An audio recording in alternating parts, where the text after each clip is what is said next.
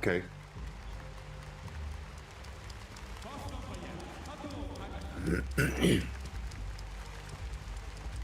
Okay.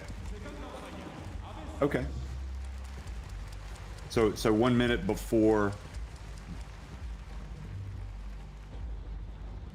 Okay. All right. Well, hello everybody, and welcome to Tokyo, Japan. This is the Japanese B-League Championship Finals, and what a game, what a showdown, what a series we have for you today. Incredible scenes. RYUKYU Golden Kings taking on UTSUNOMIYA Brex. I'm Jeff Taylor, joined by Josh Bett, bringing you the action today. And Josh, I don't think really before the season we could have asked for a more intriguing final between two teams with a lot of players, a lot of storylines in this title series, and it's all about ready to kick off. Well, Jeff, Brex got here last season. It was a very disappointing final for them as they went up against Yuki Togashi and the Chiba Jets, but they took care of business in the quarterfinals, and they're back for revengeance now. They're going to make sure that they give the Brex Nation a championship heading back to the Tojiki Prefecture. Well, Brex have been terrific. I had the luxury of watching them in the last round and seeing some outstanding play, particularly by the likes of Alan Durham in some very difficult moments against Shimane. This is a team that comes in having won really more games than anybody else this season. They're fully confident. It's been a while since they've been able to win the title, and as we look back at a lot of the big plays on the big screen from this season from Brex, you get the feeling that this is a team that is on a mission the way they have taken care of business, even overcoming so much adversity along the way in the championship itself. Well, Jeff, one of the players I've been very impressed with is Keita Imamura, of course. We talk about the likes of Alan Durham, not to mention Dwayne Evans. We've seen what a great career he had in Europe, but it's going to be a very collective effort here for the RYUKYU Golden Kings. They're going to need everybody really to step up here in the finals. As remember, Ko Flippin was a member of the Chiba Jets last year. That was a key player for them, ensuring that they won their first championship. Yeah, that's a great point. Imamura has been pretty much lights out, pretty much like the Metropolitan Arena right now. He has been like a blazing torch, playing with so much confidence, shooting the basketball, showing tremendous leadership. And it's interesting also that you talk about Ko Flippin. I was a little bit down on him early in the championship. Wasn't really able to find his way, but I felt like where he really made a difference for his team was how he was able to come out for RYUKYU Golden Kings and really make a difference on defense. And that was evident in that semifinal series. And look at the prize there. What would it be like to get your hands on that as a club? That's what it's all about. They've all been battling for this all season long. The prestige that goes with that, Josh, and how it kind of defines your career as a player to win titles like that. You get to the final and you lose, and what do you do 10 years down the road? How proud of you are to have reached the final, but when you win it, that's when you can really almost kind of beat your chest and say, I really did something as a professional player. Well, it's interesting, Jeff. Of course, after last year's final in which we saw the Chiba Jets defeat Utsunomiya Brex, the biggest talk in the summer of the B-League was, of course, Alvak Tokyo. They had taken not only Ryan Rossiter from the Brex Nation, but they also took Seba Saiz as well. They were the most talked about team. Coming in this season, Isaac Fotu, the New Zealand international, along with Chase Fieler, the former Basketball Champions League player. It's been a very, very good season here for the Brex Nation. Looking at that trophy, they know what it looks like from last season. They know what it looks like to see another team lift it. They'll be hoping that the Brex Nation will be lifting that trophy at least after 3 games. Yeah, I was really surprised. They kind of stumbled out of the gate a little bit by their own lofty standards, but I suppose you have 2 seasons, really in any competition, you got to play well enough, survive and advance, so to speak, to get to the business end of the season. And in the business end of the season, this is when we've really seen, in my opinion, the best of this Utsunomiya Brex team. They have been getting after it. And right now we're looking at their starting 5, and it's it's an impressive starting five. Who do you see? You know, we talk about all of these players, all of this experience. Who else are you looking forward to watching in this? Well, when it comes to the Brex Nation, the key player I'm looking out for is Japan international Makoto Hiyojima. This guy is a very consistent shooter. If he can get things going from the perimeter tonight, he's going to be able to spread the defense of the Golden Kings. Another player to look out for is the aggressive defense coming from Seiji Ikaruga. But definitely look out for Yusuke Endo. I mean, we talk about the import players. Isaac Fotu, very, very intelligent. The physicality from Josh Scott. But Kai Tevez is a rising star. Jeff, no doubt we're going to see this player lead in Japan in the future at any FIBA Asia Cup tournament. Yeah, he's a slick ball handler. I love the way that he passes the basketball. You feel like with Tevez, it's going to click at some point to where he really elevates his game. And how about Ko Flippin coming out on the court now? And, you know, what must be going through his mind knowing that he was in this very spot last season, only wearing a Chiba Jets uniform. He's had his chance. It feels like you know, he's been entrusted, so to speak. You know, they've shown a lot of belief, a lot of patience with him at times. You know, and overall, I think he's been a really good fit. You also look at Ryuchu Kishimoto, who has just been an outstanding guard. And of course, we were talking about Imamura. Yeah, and probably, you know, it was Alan Durham who really kind of flipped the switch for this team when they were really struggling in the semifinals. But from a consistency standpoint, Imamura has been terrific. Jack Cooley coming off, you know, really a tough semifinals, just could not really make the sort of impact that you would expect, and we've grown to expect from him. It did not seem like he was a good matchup against Shimane, whereas Durham was much more influential. So talk us through the starting fives for both of those teams, Josh. Well, as I mentioned, Makoto Hiyojima is going to be the key matchup. I mean, the one thing that the Brex Nation have is they are very physical down low, Jeff. Having a player like Isaac Fotu, he is the Mr. Intangible of this team. He goes after offensive rebounds. He's a very, very smart player. Josh Scott's going to have a very dominant performance down low in the low block. For the Golden Kings, for them, they got to play their game. As we said, Ko Flippin, last season he was the sixth man coming off the bench. It's his time now to prove that he is a primetime player. When it comes to Jack Cooley, Cooley's going to have to deal with the physicality of the low block play of the UTSUNOMIYA Brex. Jeff, this is going to be one hell of a final. I'll tell you somebody else who's been really good for the Golden Kings coming off the bench, Narito Namizato. I mean, he has played with a lot of fire, a lot of intensity, and a lot of confidence. And probably, and again, as we look at Yuta Tabuse, one of the legends of Japanese basketball, taking his seat. I don't know how many minutes, if any at all, that we're going to see from him, but just having his presence here.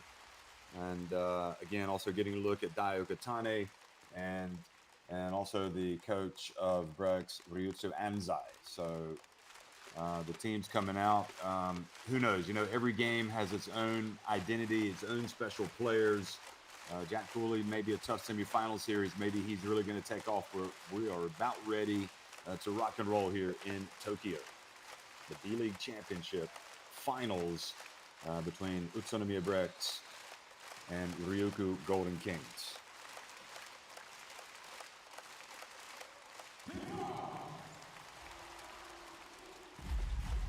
Well, hello everybody. We are underway, and the B-League Championship coming at you live, and an exciting time as we watch both of these teams trade blows. UTSUNOMIYA Brex and Isaac Fotu getting in and missing with that opening tip.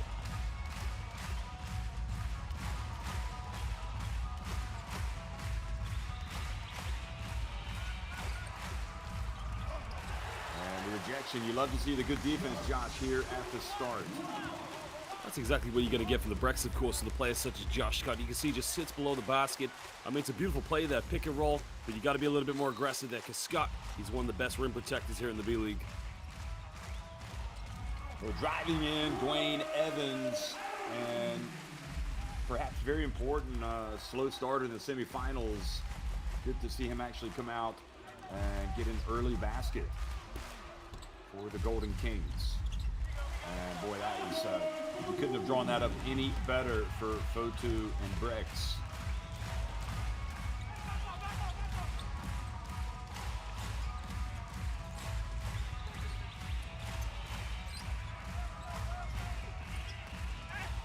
Evans again driving in, and there's Cooley, and that's what Jack Cooley does, offensive rebounds and putbacks.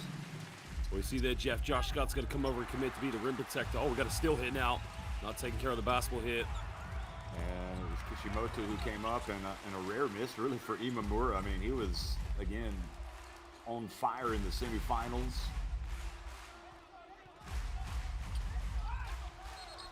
RYUKYU with that early 4-2 lead, and again, now the good defense being offered. I think what the official's saying to him, Jeff, is that he wrapped his arm around his waist when he went for the spin out here. I think with the elbow there, you could just see when he went baseline. So a great start indeed from Dwayne Evans.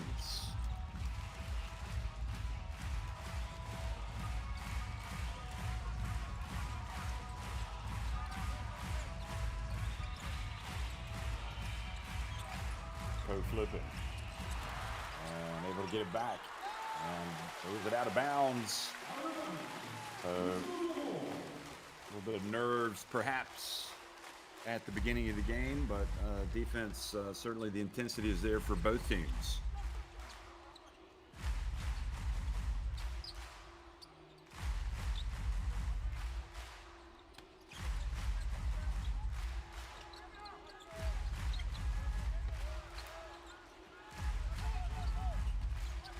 Fotu gets it down low, and great rebound from Jack Cooley. The signs are good for Jack Cooley here early on. That's a much better move there by Isaac Fotu. You can see as soon as he catches it, he tries to go a lot quicker. But again, the post defense here from the RYUKYU Golden Kings, much better than it is from the likes when they went up against the Chiba Jets. UTSUNOMIYA Brex have to be a lot more physical.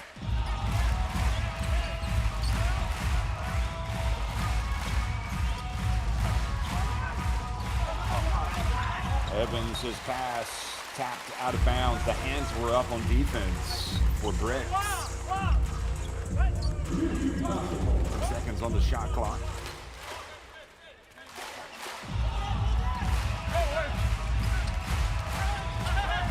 And basketball inbounded to Evans.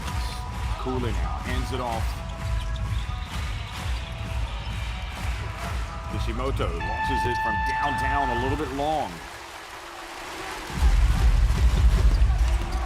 Able to pick it up, gets it over to Scott. Layups have been scored by Brent. Brett's taking advantage of the fast break basket, and I think that's what these two teams really need to do, to try and get out in the transition as much as possible here.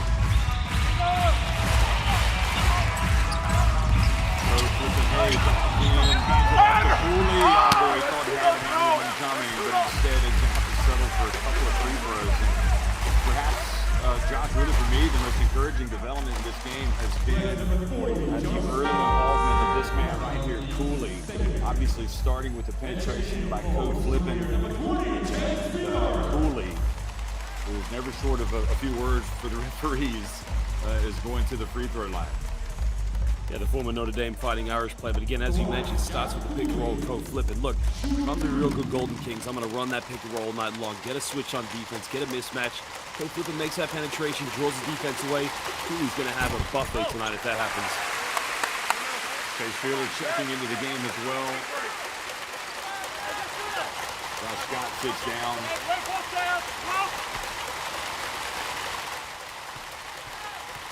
Well, that's not good for the Brex. Indicative of second foul tonight. That's their bread and butter, having him down low in the low block. But now you got Chase Fielder into the game, who probably offers you, stretches the floor a little bit, but then you lose some of that interior fight of Scott. Penetration, pass into the corner. They're going to work on Code Flippin. Oh boy, how about that?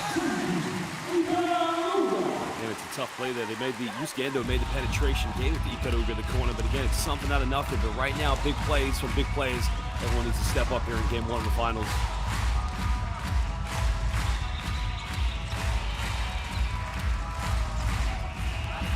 Evans backs up the Fielder. And Ujima bit on the pump fake. He passes it out and Code Flippin. 3. It's going to need Chiba to come and make that double team. Just leaves Code Flippin wide open. Again, the low block is defended very well. Can't make these mistakes here in the final. Ryukyu, a little long, and there is Mr. Rebound himself, Jack Cooley.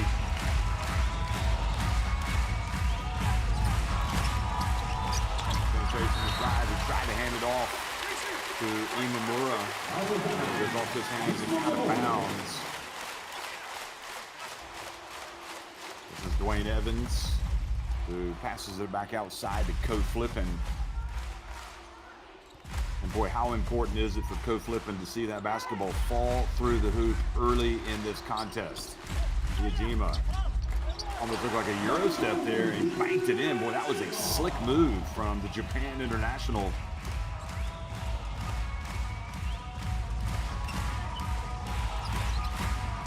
I like Yajima getting to the basket, not just settling for the jumper. There's Evans, and the same for Evans, and he is fouled by Chase Feeler. Well, that was a good one there, Jeff, because you see they went to a pick and pop. Evans went out to the three-point line. He gets a mismatch on defense, excuse me. But again, look at the pick and roll. Strong move by Hyejima to get into the basket. Very much like he did in Game 2 against the Chiba Jets in the quarterfinals. As you said, Jeff, just settling for those perimeter shots. Well, as Alan Durham checks in for Jack Cooley. Jack Cooley's he's fired up for this. And Durham, who again was just utterly terrific. Kai Taves checks into the game as well. Comes in for the development of this player, Jeff, is going to be very exciting for Japanese basketball. Kai Taves, again, there's a lot of pressure on him, but he's also meeting all the expectations and all the expectations he has risen to. It'll be very interesting to see how his game develops over the next few years. Well, I tell you, looking back, Josh, at that replay with Evans, I mean, obviously the attacking player is going to put pressure on the defense, get his feet wet, as they say, and had the call go in his favor. But Chase Feeler, didn't look like there was that much contact. He was pretty upset about that call. Now, free throw is good. Tevz. Backing his way up against Kishimoto. Tevz. And great work. And he was pushed. Kishimoto. Jeff, this is what Kai Tevz did against Yuki Togashi in the quarterfinals. Again, he knows speed for speed. He's not going to beat him on the one-on-one play. But what does he do? He posts him up. He tries to draw the contact. Again, this is a young player with the brain of a very experienced basketball player.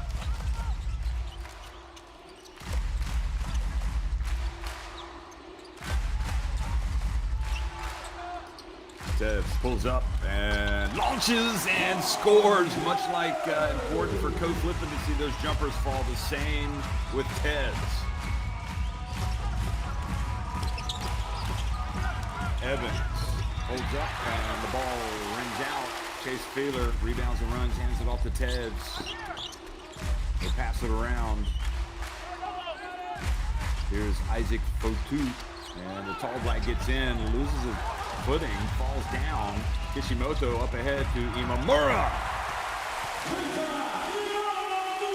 Excellent way there for the Golden Kings to get out in transition again. For me, I feel like the team that gets the most out in transition is going to be the team that wins this one tonight.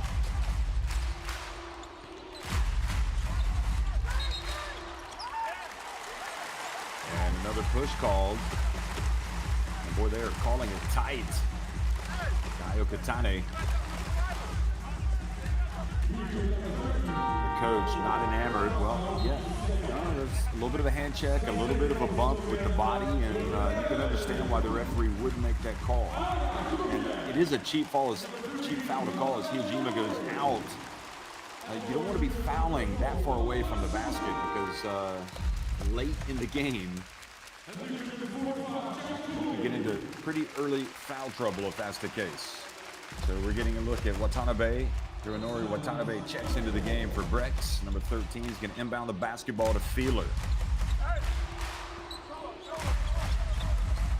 Also Araya in the game, number 11, out on the wing. Here's Feeler. That's what he brings to the table. He struggled from the perimeter, Jeff, in the quarterfinals. But again, if he can get his confidence going, and we've seen what he's like in the Basketball Champions League, this could be a very big final here for Chase Feeler. So going back to his days, Florida Gulf Coast, NCAA. Here's Alan Durham. And it will stay at this end.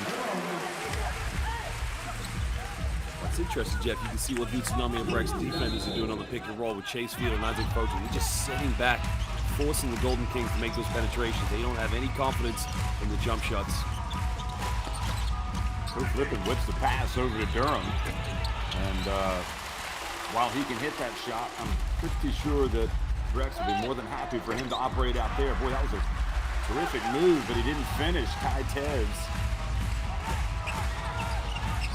Durham. Now Imamura. Guarded closely by Araya. Now Durham. Co-flipping. Guarding the jump shooters. Oh, a little runner from co-flipping, and this time short. Quickly to the other end, Brex, and holding it up is Raya. Excuse me, Watanabe. 13 apiece. 7 minutes and 20 seconds into game one. All the games will be here in the Metropolitan Arena in Tokyo. Chase Fielder with a turnaround bank shot. Are you kidding me? Jeff, I think we just saw Dirk Nowitzki in an UTSUNOMIYA Brex jersey. Beautiful fadeaway there by Chase Fielder. I love the fact that he goes to the glass. A little bit of old school. Now, can this man get on track? Imamura with a runner. And Fielder rebounds, and again, very comfortable dribbling the basketball as well. Chase Fielder. He gets it back. Will it be another one for him? Yes, it will. The three. And the Chase Fielder impact is large as UTSUNOMIYA Breaks go up 18-13 and forcing the first timeout to be called by Coach Dai Okatane. Well, nice little pick and pop there, as you said, from Watanabe. And there you can see Chase Fielder just popping out for the three-pointer. He really made himself in the 17-18 regular season where he was the MVP in the Netherlands before making a move out to Falu Ostend. But again, really has found himself a home here with the Brex Nation. Here again, Chase Fielder. And this is a mismatch every day of the week. Even so, you'd think he might be aggressive and go to the basket, but such a gifted player. And as you made the lofty comparison to Dirk Nowitzki, the turnaround jumper off the glass. And in fairness to Chase Fielder, he has looked as good as ever here in this game one. Well, Jeff, the problem right now for the Golden Kings is too easy on defense if UTSUNOMIYA Brex. I mean, if you don't come out in the game and start hitting a few perimeter shots, it's too easy for the defense. They sit back, they anticipate, they wait for a missed shot and a turnover, and the Brex get out in transition. At the moment, Golden Kings just need a little bit more fluidity in their offense. Go to those pick and rolls. Really make the Brex defense work hard.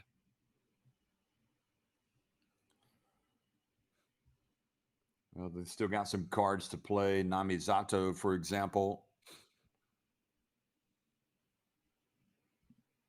And NISSAY with flipping as well as Kishimoto. Imamura sits out. So instead, in comes Shota Onodera, who is another good player out on the perimeter. But you know, Brex will be waiting for him. He's in the left corner. Here he is. He's open. Nope, gets it back to Durham. He's going to try to go to work on Isaac Fotu. And wow, challenged the big fella and scored. That is a confident play from Alan Durham.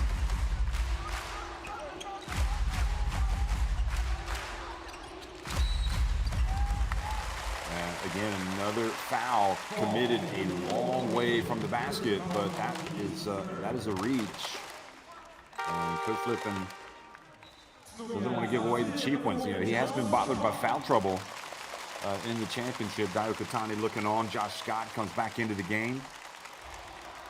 For Brex, you know, at some point it's going to click for him. A little bit difficult start. Tevz from the elbow. Cooley is just like a magnet for rebounds in this game. Right back in, out co-flipping. Smart move. Look at him, right on cue. And Jack Cooley, the MVP, in this game so far for the Ryukyu Golden Kings. And Coach Anzai is fully aware of the importance of putting a body on Cooley, and really it looked like Josh Scott was a little bit guilty of ball watching and not getting his body on Cooley, keeping him out of the lane. Well, Jeff, it's interesting because after the previous timeout, Utsunomiya Brex came out into a 2-3 zone. Again, they went to that because they didn't think that the Ryukyu Golden Kings was shooting very well from the perimeter. But you go to a 2-3 zone, it's just very easy to pick out there. They threw the ball down low to Durham, easy post move. That case, co-flip and just dribbles the ball down the court. Nobody picks him up. Nobody stops him. So it'll be very interesting to see if the Brex go back to a man-to-man defense. Yeah, if it ain't broke, don't fix it. So Jack Cooley, very aggressive here early, even close to getting closer and closer to a double-double here in the first quarter. That was Imamura getting out on the break, the pass ahead by Kishimoto. And Imamura, the way that he has played in the championship, you feel like Ryukyu Golden Kings need him to be a major contributor if they're going to be able to come out and beat this very good Brex team.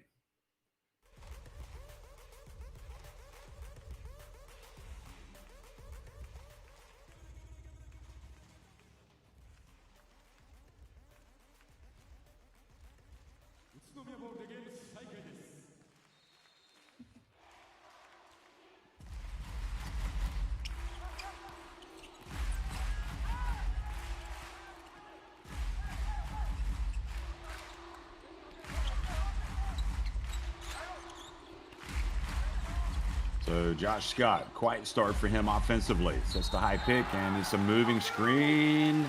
Wow, yeah, that is big time. Now. Number 3. I got to ask the question, why would Coach Anzai bring him back in the first quarter when he's already got 2 fouls? I mean, for me, that's a poor coaching choice. I don't think we're going to see him again for the rest of the first half now. Yeah, I think it's highly likely that he's going to sit down.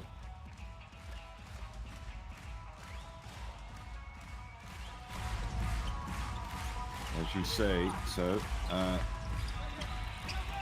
well, he is living dangerously going up against, and Jack Cooley's intelligent enough to know that with Josh Scott out there and in foul trouble, just take it right to him. He's not gonna really be able to defend you. And Jack Cooley is having a monster first quarter, 8 points, 6 rebounds. And the three-point shot, not there. They battle away for the basketball. Alan Durham has it. Plenty of time. Had a couple more seconds. What a terrific catch and shot. But I think it might have come a little too late from Cooley. But let's see the replay of that one.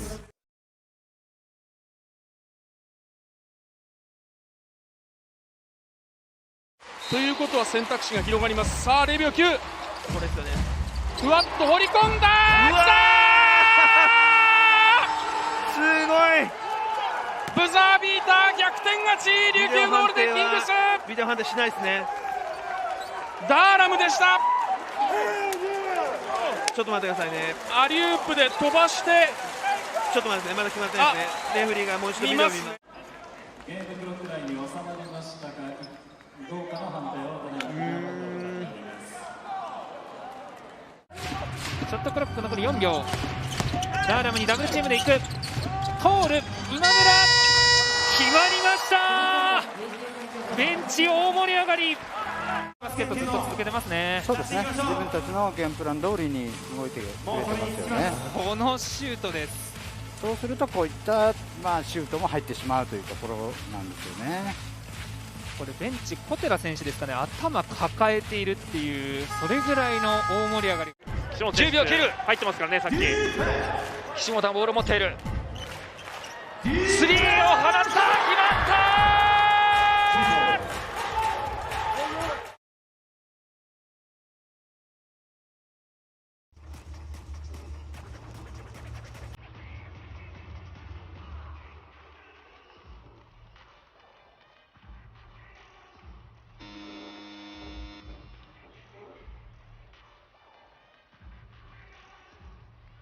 Well, Jack Cooley making his presence felt early on for RYUKYU Golden Kings. Chase Feeler as well, and Kai Tevz getting it over to Feeler, and he's doing a good job, isn't he, Josh? You feel me? Oh, for sure, Jeff. I definitely, again, we've seen this young man's career progress very well from the days when he was playing in Europe, of course, and making that transition over here to the B League. But one thing I've been very impressed with has been his perimeter shooting. I've seen him a few times this season. He really has struggled from the perimeter. But again, looks like he's off to a good start here tonight. Talking about good starts, nobody's had as good a start as Jack Cooley. 8 points, 8 rebounds, and that's what you call impressive. Now Kishimoto, wow, how about that? It brought a little bit of rain. That was a long jumper, 22, now 18. The 4-point lead for RYUKYU Golden Kings. 2-3 zone not paying off, as we mentioned, Jeff, because now the Golden Kings have hit one shot. It could be a problem here for the Brex. And Josh Scott just kind of an awkward-looking jumper.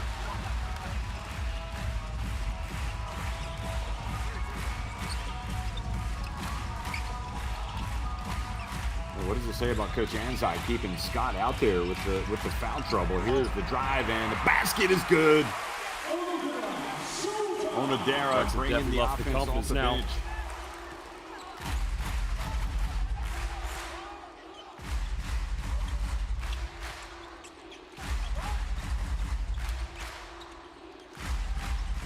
And go to Scott, who hands it off to Tevz. 6-point advantage. And Tevz, oh boy, that was silky smooth. The second time today that we've seen Kai Tevz.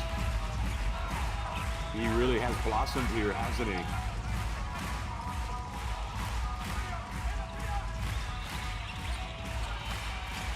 And Kai Tevz has to hit that jump shot if he's going to make it at this level. Nice play by Imamura, and he gets it to Jack Cooley. That's the fact. Jack, he is just unstoppable right now. Imamura as well, getting into the flow. And I'll tell you what, Josh, we did not see this at all from Jack Cooley in the semifinals. He is having his own way right now.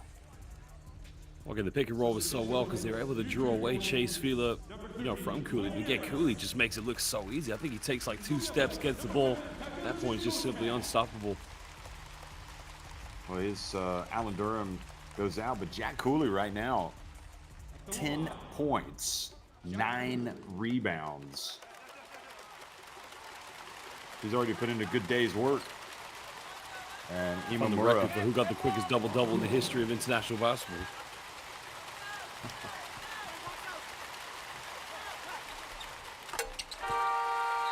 And now he's beating his chest. He goes to 11 points, so he completes a 3-point play. He's going to go sit down. And Hamilton checks into the game.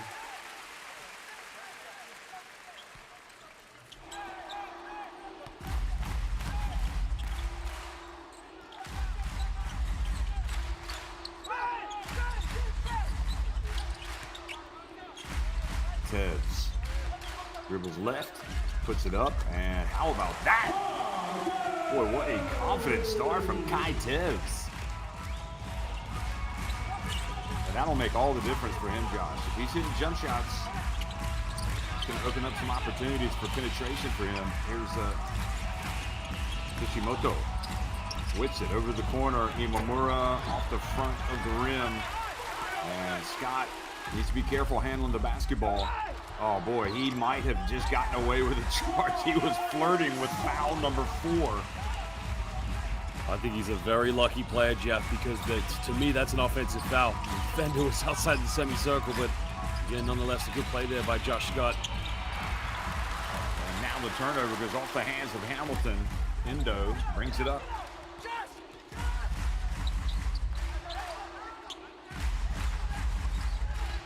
Scott, not going to be denied, passes it, gets rid of it. Tevz again. If he's hot, why not? Well, airball that time, but he missed so badly that Scott was able to rebound it, but because he missed everything, the shot clock did not reset.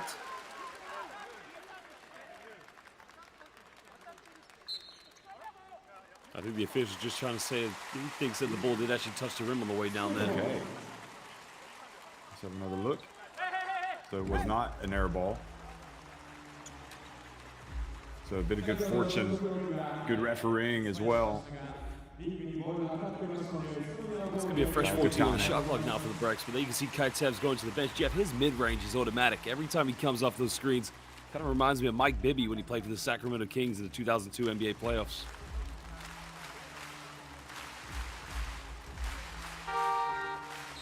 Josh Pett turning the clock back.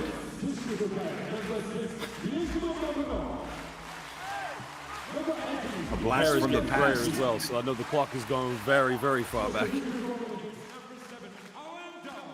Yajima is going to come back into the game. I'll tell you what, UTSUNOMIYA Breaks have taken some blows here. Many of them delivered by Jack Cooley, but here they are trailing by just 3 points.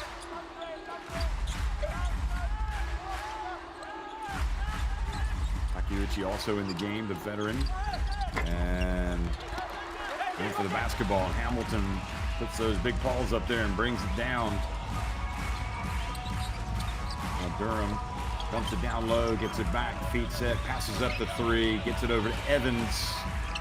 Evans isn't going to pass it up. Well, to be fair, they did look reluctant to launch that 3-pointer, didn't they? Both Durham and Evans. Yajima dribbles to his left, and his attempt is short. Evans brings it back.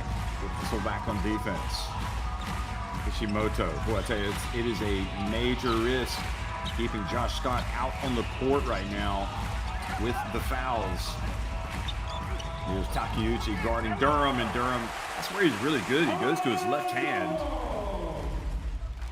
He's up against the veteran player Kosuke Takeuchi, who was the starting center for Japan at the 2006 FIBA World Championship. But again, the 2-3 zone, I'm still wondering why they're standing in this defense, Jeff. And I'm just wondering if we've gotten the foul count wrong on Scott, because I could have sworn he had 3, and now I'm looking, it looks like they've given it to somebody else. Here he is putting it up, and the ball goes out of bounds. I think it's that call that we probably got mixed up in the first quarter where he went to the bench. It's possible that call did go to Isaac Foto, I believe. Maybe. I'm not sure.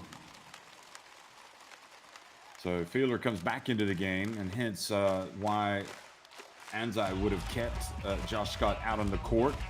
So Hiyajima hustles back to play defense. 5-point lead for the Golden Kings. Plenty of fans here cheering them on, but also Brex Nation. And Durham fumbles it away. Indo has it. Over to Feeler, and Feeler's got some hops. He puts it up and in. Boy, he has been tough. That's a much better play there. The pick and roll coming as soon as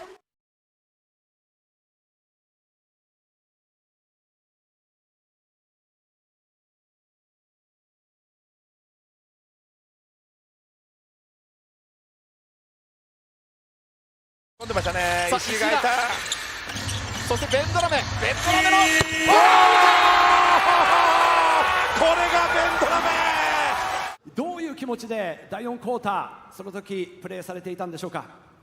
昨シーズンからうちは接戦の試合が多くて、そこをなかなか取りきれないっていう時もあったので、こうやって接戦をものにできたというのはチームとしてもすごく自信になりますし、次の試合につながるいい試合だったんじゃないかなと思います。一進一退の攻防、75対75。ラブナ今やっていいんじゃないですか。ファウルしない。まだ行きません。ただシュートに行ったぞ。決まった。三河がリード。平尾、ジェイコブセンがピック。平尾が決めに行く。スリーポイント。こぼれた。オープントマップ。したトラントリーグだ。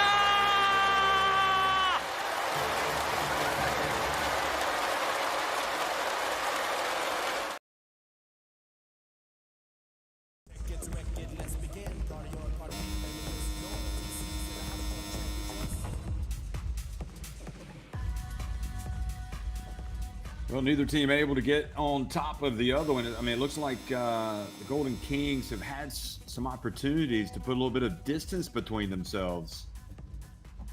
and UTSUNOMIYA Brex, but the Brex hanging tough here. Game obviously very early, still almost 26 minutes, almost 25 minutes rather, remaining in the contest.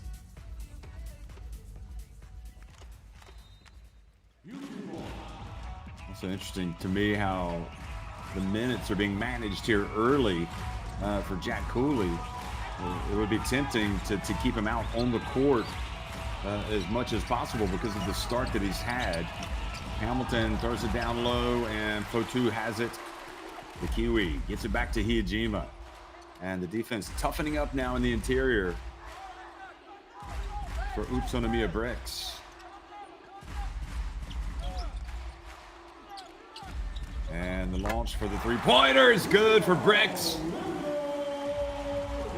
Jeff, that's where Brex are at their best. They go through a pick and roll, they get a ball reversal, and they get that wide open shot. Not this run and gun basketball that's going to get them into trouble here tonight. Imamura, the long two, and just a lot of Brex jerseys down there, having tied the game at 29. Now they can take the lead. And how long will it be before we see Jack Cooley come back into the game? Endo, will it be another one? Yes, it will. And the veteran. Local Golden Kings have gone to his own, Jeff. And what's happened? The price is being paid. Now the Brex are just lighting it up here. This time it's Yusuke Endo.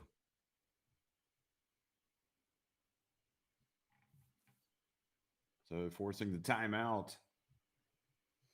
Just under 4 minutes to go here in the second quarter, and the Yusuke Endo effect is having a major impact on this game, and Hamilton not able to go out and get a hand in the face.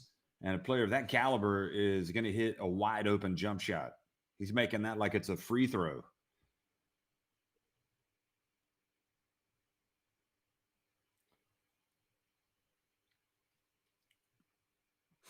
Both times Hamilton slow to get out defensively.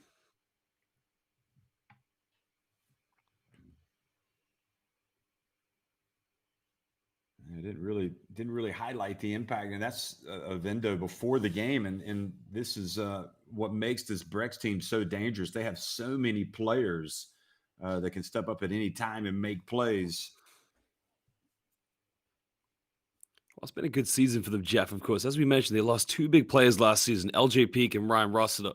And again, not many people are going to give them a chance of getting back to the final this year. But again, it's got to be the collective play. Coach Anzai, of course, sticking to his philosophy and making sure his players buy into it. I mean, it's been a great season here for Brex Nation.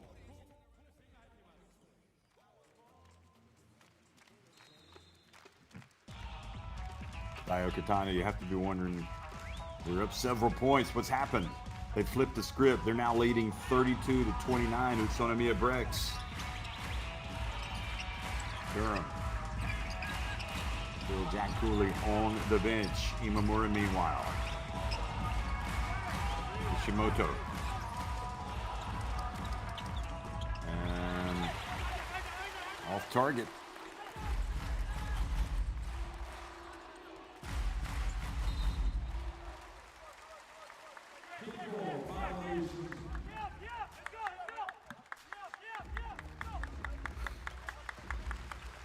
So Kishimoto trying to keep his teammates fired up here.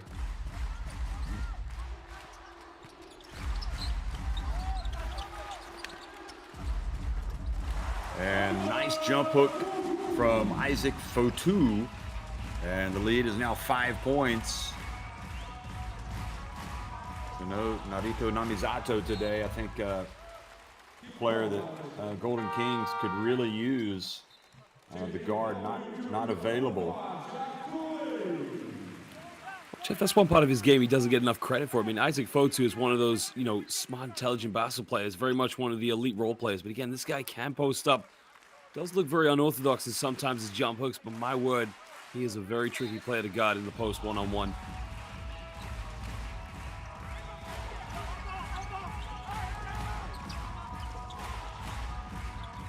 Cooley back in the basketball game. Kishimoto over to Evans. And Evans drives in and scores.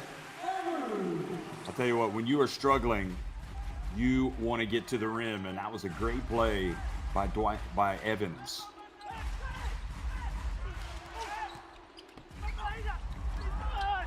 A little bit dazzling attempt there by Hijima, not able to score, and now the opportunity to pull level with a 3 for the Golden Kings. Hijima looking like he felt like there was a foul. No, it looked like it was good defense.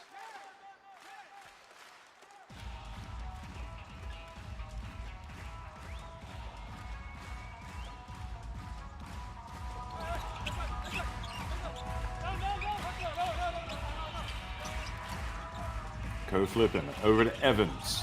Evans again goes in, goes right at Feeler, and this time Feeler says, "Not in my house." Didn't control the basketball to stay at this end, but that was terrific defense. Okay, he left his feet, but he kept his arms pretty much straight up, and terrific rim protection. Kishimoto down to Cooley.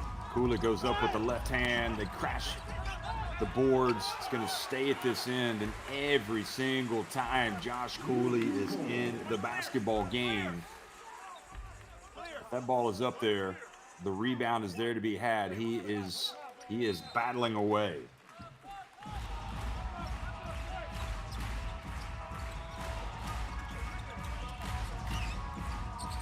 Flipping. Hands it off to Cooley. He gets it back outside to Imamura. He drives in, and there's Cooley again. And the message has been sent: don't settle for jump shots. Let's attack the rim. Dai Okatani getting his message over loud and clear and forcing a timeout by Utsunomiya Bricks.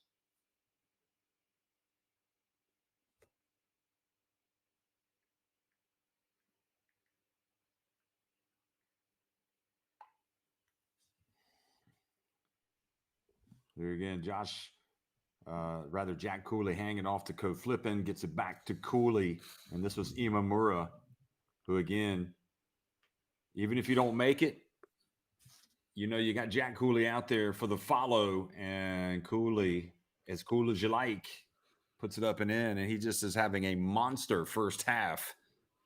13 points, 10 rebounds.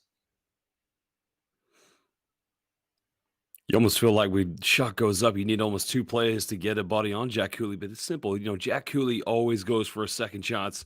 I mean, this guy is a workhorse nonstop. That could be a big problem here for Utsunomiya Bricks for the rest of this game.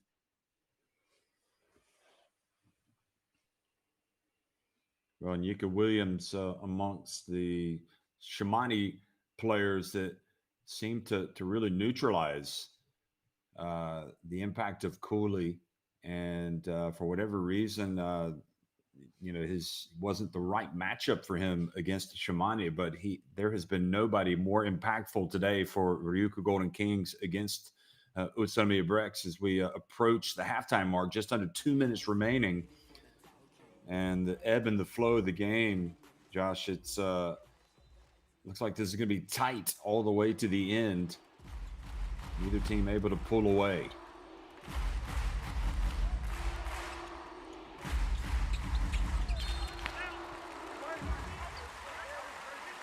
So another reach, another foul, and not enamored. Here's Evans. Well, he's got the hand check there. Well, it's a silly foul to give away there. I mean, I know Chase Fielder can shoot 3-pointers, but he's not going to shoot it from that distance. Evans has to be a little bit more disciplined. That's where they picked up the majority of their fouls, that far away, but I guess they're gambling, trying to force some turnovers and get into transition. Here's Hijima. Shaking and baking, gets his feet wet, puts it up and in. He's been good on the drive. I like Hijima not settling for jump shots either. He is going hard to the hole.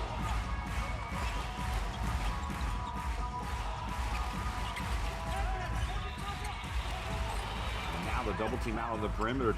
Imamura is able to find Kishimoto wide open in the left corner.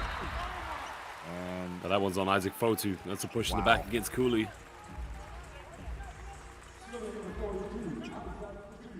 Cooley is just bossing proceedings.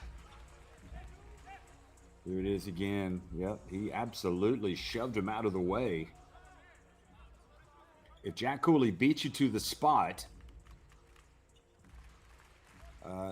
you're not going to win that battle. And you know what the problem was there, Jeff? The pick and roll started at the beginning of the offense for the Golden Kings, and what Isaac Fotu did, he overcommitted. He came out and showed and found himself at half court, but you cannot do that against a player like Jack Cooley, leaving wide open.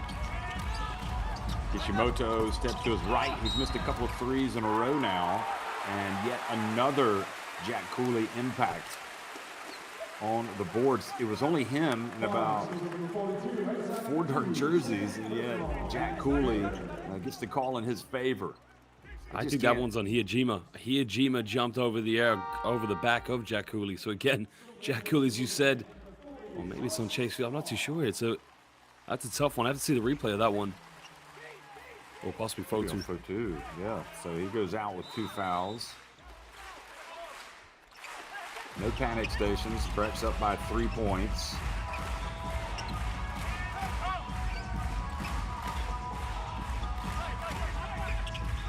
Cooley gets rid of it.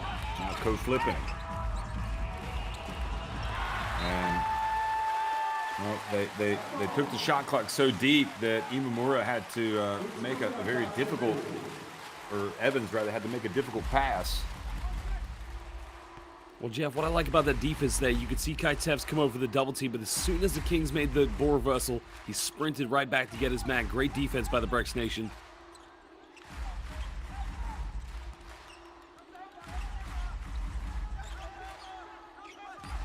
Feeler going to work on Imamura. Oh, what a bounce pass to Scott!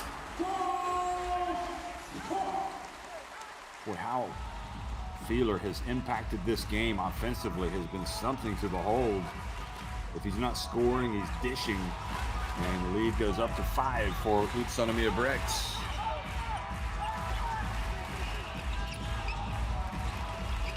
Code flipping, tough drive, code flipping right at the end of the first half.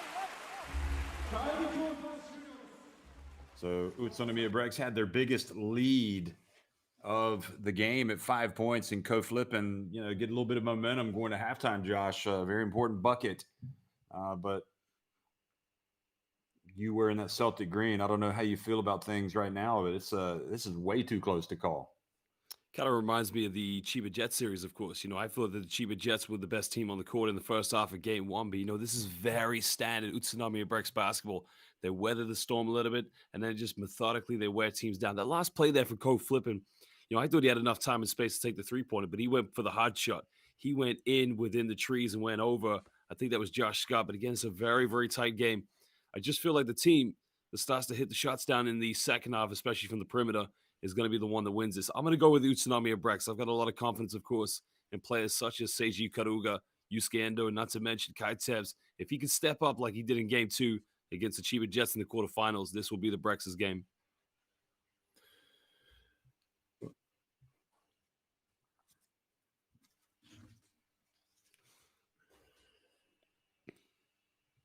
Hello, gentlemen.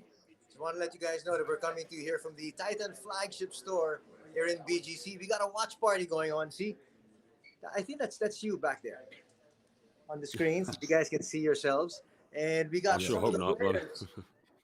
Joining us here, and we got our friends from the media. A lot of Filipino. Hey, what's up, Kiefer? Joining the B-League action, and well, we can't see you on the actual big screen, but I can see you guys from over there. I think we have everybody there. And also, ladies and gentlemen, joining us is the ambassador from Japan over there. Let me see if I got that right. There's a little bit of a delay over there. So this is Ambassador Kojikawa Kazuhiko. So that's the delay. See, a while ago, that's what I showed them. And now I'm going to be showing them the ambassador. So the ambassador will be coming on in just a little bit. And I think I got him right. Hopefully I got... Well, we're enjoying the action here. We hope that it's going to be a close game all throughout. And we're just glad to be joining both of you gentlemen for the commentary. So we're hearing you loud and clear. There's the ambassador right now. So there is a delay as far as what we're doing here and what we're being shown here inside the venue. So once again, here's everybody enjoying the party. Yes! And so I think we're going to get back to you guys because you guys have to talk about the second half. Enjoy the rest of the game, everyone. Josh, I want to talk about those shoes.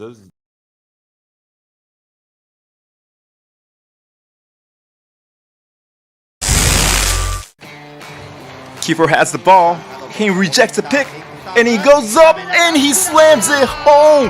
One hand, posterizing. Oh my goodness! How, Kiefer? How in the world he's gonna slam that? He's only like 6 foot. Oh my goodness! I mean, look at the elevation, explosion, the swag. Dunk of the year? Maybe play of the year, in my opinion. Well, after this, I actually also surprised myself when I was able to drive hard and drive to the basket. I guess there was a little bit of miscommunication with number 0 and Josh Smith, and the weak side help came a little bit too late, and I was able to have momentum and get on my strong side when it comes to jumping. And it was just all momentum and just wanting to play and finish the ball and finish to the basket as hard as I can. And I was able to get up there and dunk. It's been a while since I was able to dunk in a game, and as soon as the season started, I wanted to dunk at least once, and just to the surprise of a lot of people, I was able to do it with a defender. So it brought a lot of energy. I think it was able to give us energy to come back in the fourth quarter. It was just a little too late, too big of a lead for Toyama, but then again, it's probably one of my best highlights, best plays in my career, and hopefully, I can make more of those in the future. I guess it's not enough. I have to try to help the team in some other ways by defending, getting more rebounds, and just being a leader outside. The last time I had 28 points and 8 assists, we still lost to San En, and now against Toyama, 24 and 10 still wasn't enough. But it's really, for me, it's really more about doing the other things to help the team win, and hopefully we can continue to. I can continue to play well and give us a chance to win, and if not, just find other ways to help out and give ourselves a chance to win. I had him for about 2.5 years right now, and his name is RJ. So basically Ray Jr. Yeah, he's basically a son to me. So like even others, like that's my son right there. He's my wallpaper, yeah. Love him to death. He's a French bulldog. I have family that's taking care of him right now. So he's there, he's the king of the household right now, as a matter of fact. He's ripping and running around and just enjoying the freedom and not being disciplined. So yeah, all I can do is watch him through a camera and just try to tell him to stop wilding out. So yeah, he's feeling pretty comfortable and pretty happy. Definitely, I'll video call him every day. And I just check up on him on the CCTV cameras. Oh, not at all. At the end of the day, Dwight is a man of few words, and he deserves it. At the end of the day, like I feel like he's young, but he's a great leader also at the same time. So kudos to him. Congratulations. Yeah, I get along with most of the people I have conversations with. I mean, my teammates, I love my teammates, talk to them each and every day. So that comes with communication skills. I'm trying to learn a little bit more Japanese. I keep messing with them. I keep telling them I'll be fluent in Japanese next year. As of right now, no, but I just try to learn each and every day, try to find new words and things that I can use in my daily conversations with them. We'll have a couple of off days, but for the most part, we're in the gym, we're working out, trying to stay in shape. And, it's definitely tough mid-season dealing with the coronavirus and also dealing with like FIBA break. You have to keep your rhythm, your game shape rhythm too. So as much as possible, we try to stay in the gym. Actually, I just try to keep it safe right now. Like I said, with everything that's going on, you don't want to put in jeopardy your team, and also like family. So as much as I would want to go out and enjoy the days off, I just try to stay productive with it. And, you know, still the most important thing is safety. So I wish everybody enjoys their break, but still continue to be safe and hold each other accountable. Actually, I do want to check out Mount Fuji, because I only had a photo of it while we were on the bus coming from, I think, Tokyo, and it looks beautiful. I definitely want to check out a bunch more spots. I actually haven't been to Tokyo and just been around. So, because like I said, dealing with the game schedule, dealing with like coronavirus, so it's tough really to travel, but hopefully things die down and things get settled. But yeah, I know there's a lot of beautiful sites that I really want to visit here in Japan. I fully support the national team, the Givas program, and the guys that are there right now. I mean, they have a great group of guys. They're young, they're talented, and for my thing is just to be able to represent your country the best way you can is definitely an honor and a privilege. So I totally support it, and you know, if my name is called upon or whenever they need me, then I would definitely show up. It just so happened right now that dealing with everything that's going on, like I said, it's so hard to travel, it's hard to leave. I mean, you know, those guys, I definitely would cheer upon those guys. Even Takumi is playing for the national team. I definitely support him too. Oh, for sure. The competition level here in the B-League is high, and they can only get better by playing games here. And hopefully it would translate into playing back in the Philippines and helping out our country. So these guys are young guys, but they're learning a lot, and they're very talented, they're very athletic, they're very skilled. And it's great that they get to see a different sense of basketball being here in Japan. And this is a great opportunity for sure. So to be able to learn and gain wisdom and knowledge from this and bring it back home to help the national team program is definitely a blessing. It's definitely an honor.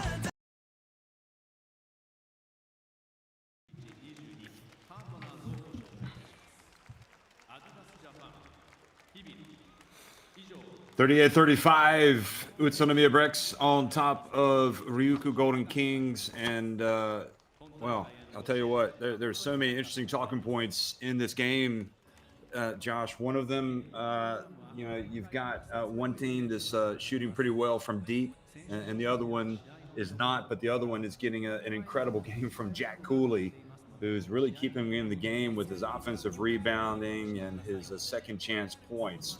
20 minutes to go, and really 3-point lead, but just as tight as ever as you look back at how things transpired here in the first half. Well, the Golden Kings are making life difficult for themselves, Jeff. Of course, you can see UTSUNOMIYA Brex. I mean, I was very critical when Coach Ansai went to that 2-3 zone. When you play against a 2-3 zone, you got to make life easy for yourself. Let the ball move, get some wide open looks. Against a lot of isolation, a lot of one-on-one play going from the backcourt right now from the Golden Kings.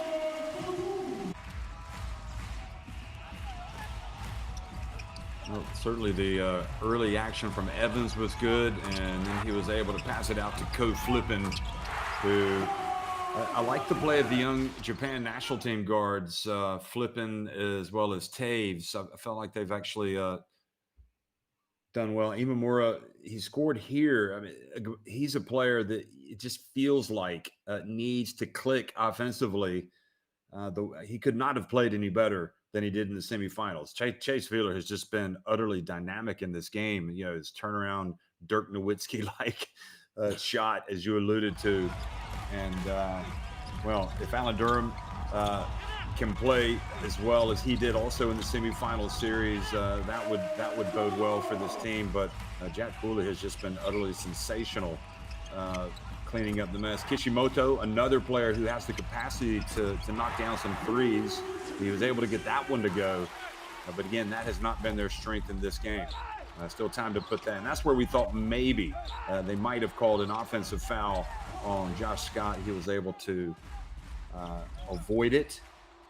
And then Endo coming out and making a huge impact with his three-point shooting. Of course, he should be able to knock those shots down, being wide open.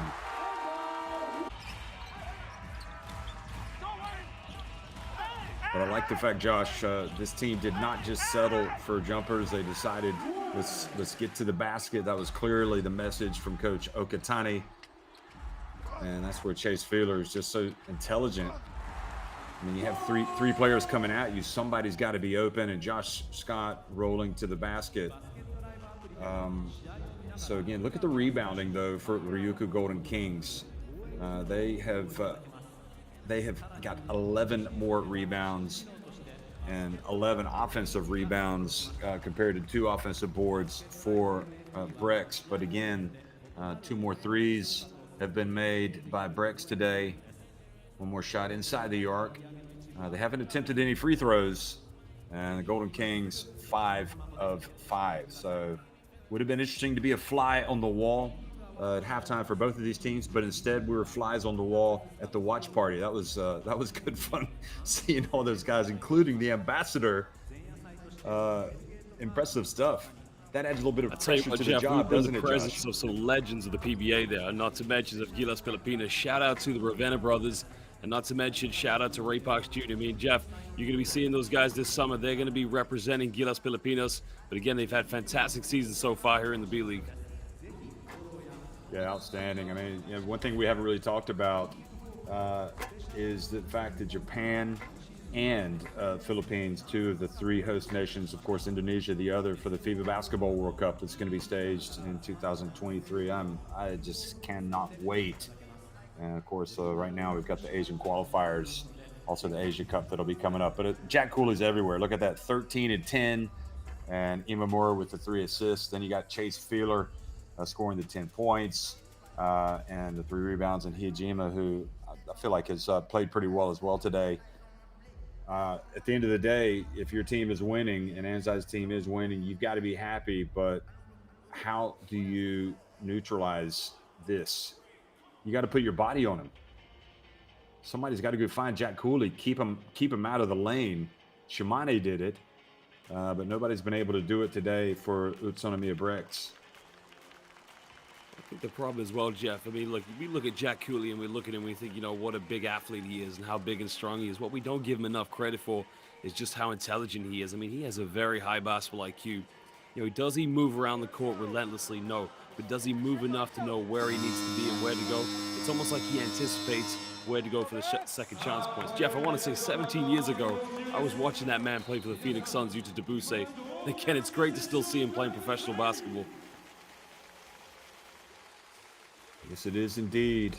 One of the main men in Japan, revered, and you know, he'd like to get out on the court today. I'm not sure that we're going to see it, but he might. And always a surprise or two pulled by these 2 coaches.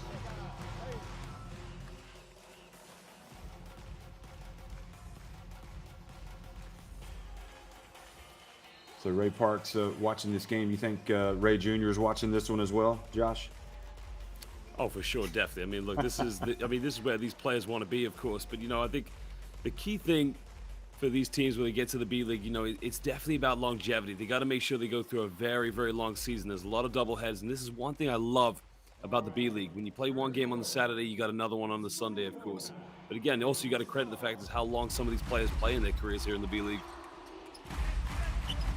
So second half action is underway here in game 1 of the finals of the B League Championship. UTSUNOMIYA Brex starting things off, attacking the basket to the left on your screen. Hijima steps back and doesn't get to go, and guess who is on the offensive glass? You know, I mean, I can't stress it enough. I mean, in the semifinals, in many respects, he was a 0. I mean, he was a non-factor for much of that, and he has gone to hero in this game. And here he is catching it and going up and flushing it right on cue.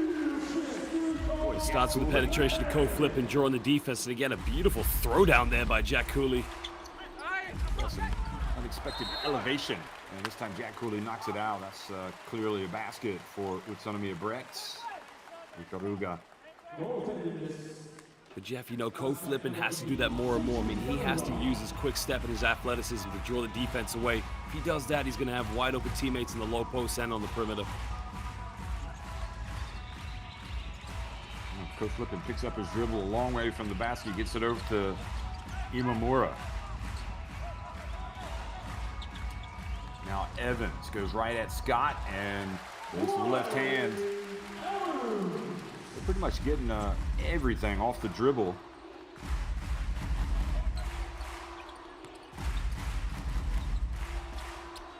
Ryujima to Scott. Scott going right at Cooley. He's not having any success there. The rebound and the run from Evans, and he is fouled at midcourt by Ikaruga. Josh, you said the UTSUNOMIYA Brex are going to go ahead and win this game. I'm going to hold you to it. I think with the Brex, one thing they're very good at, of course, is every time they start a quarter, they start a half, they know how to weather the storm. But again, it's going to have to be a patient builder. Remember, you still got some players coming off the bench. Kaitsev's being one of them. There is a player that can step it up a gear here for the Brex Nation.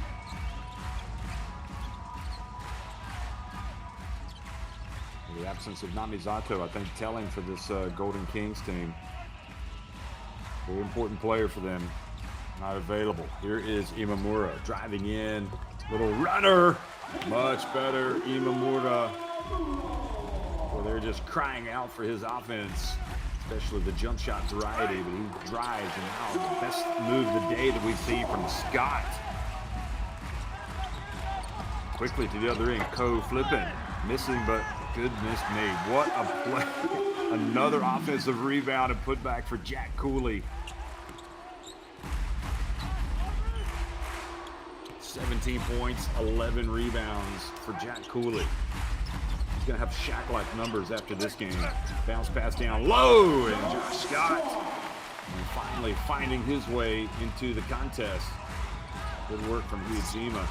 Smart seal off there by Josh Scott with a scintillating pass there coming from Ryujima. I mean, we don't give him enough credit for being a facilitator.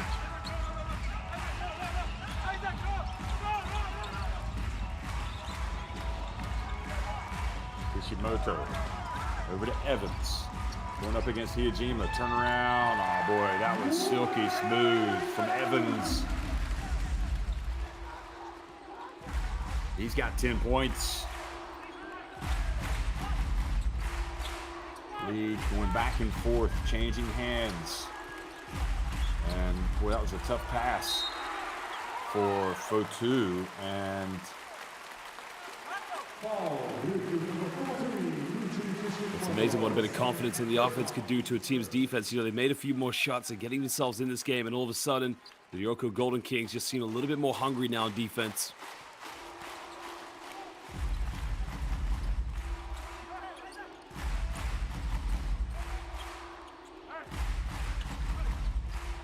into the corner, Endo, and this time his three not there, but it's very active on the offensive glass.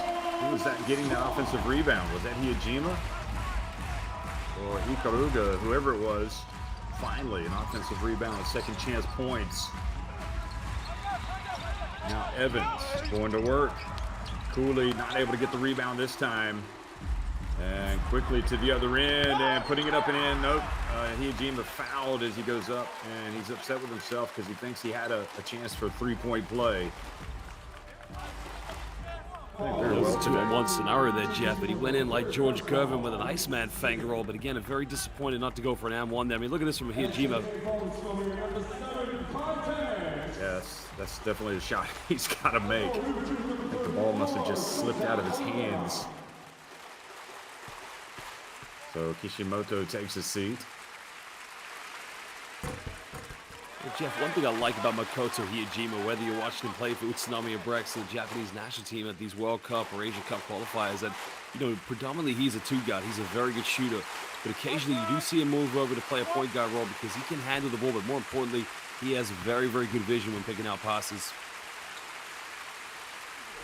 Well, he strokes the 2 free throws, takes the lead, back up to 3.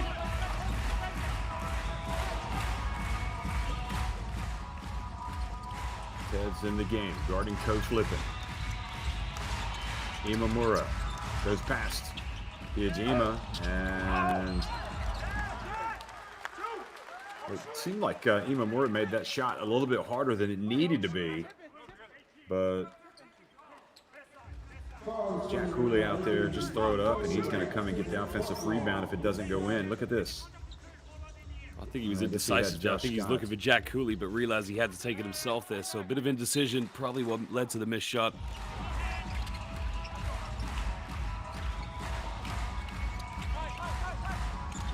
Cooley hands it off to co-flipping. Here we go again. He whips it out to the wing. The shot is good. The three-pointer knocks it at 48. Oh, there, that's what he does as well as anybody.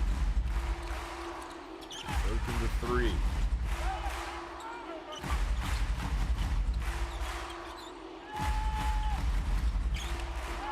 Yajima.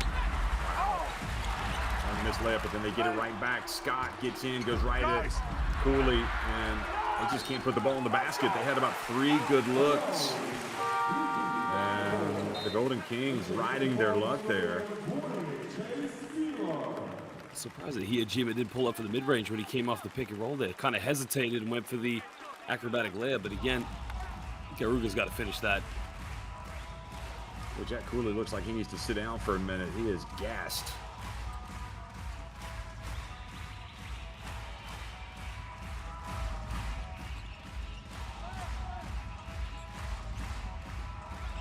Imamura decides to take it all the way and gets it to go. Well, that's where he's been good today. The semifinals, it was his jump shooting that was really a telling difference for Golden Kings, but today it's been putting the ball on the deck and attacking. Ikaruga goes right to the other end and misses. And the rebound from Tashiro now quickly. Imamura.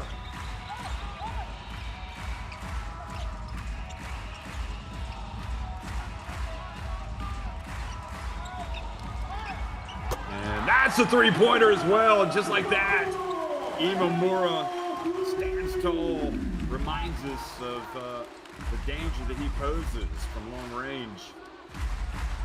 And suddenly, a little bit of momentum building here for Ryukyu Golden Kings. A very important possession. Taves drives in, misses. And another board for Jack Cooley. Evans goes right in and gets swatted for the second time today by Chase Feeler.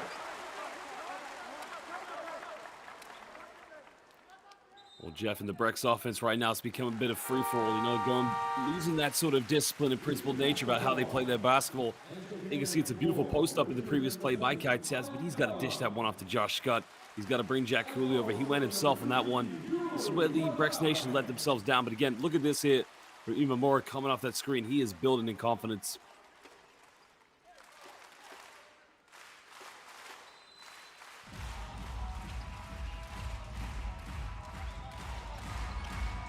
So the ball stays down at this end. Imamura has it, and now travel.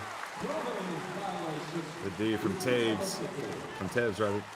And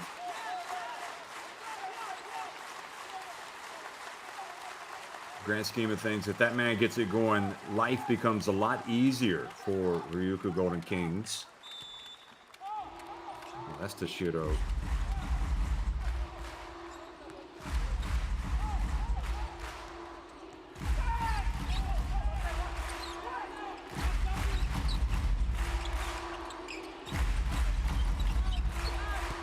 Feeler takes the bump, gets in, puts it up and in. I'm not sure he's played better this season the way that he's done today on this big stage, and the way he has just gone after it.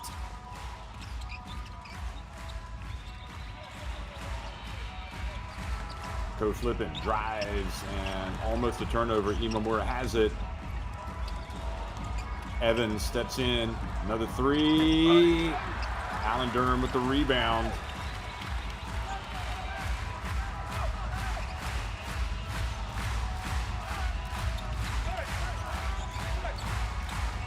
Again, the drive, and the basket is good. And Golden Kings restore that 5-point lead. So Onodera, look at some big plays here in this second half. Now the reach, Evans saves it and bounds to Durham. He could go all the way. Oh, he stumbles. He's tripped up by Kai Tevz.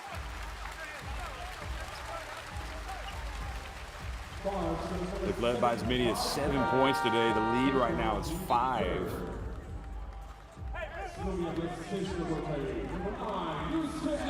Tevs might be very lucky to get away with an unsportsmanlike foul there. There's no attempt to play the ball there whatsoever, but yeah, great the official is probably going to call that a regular foul.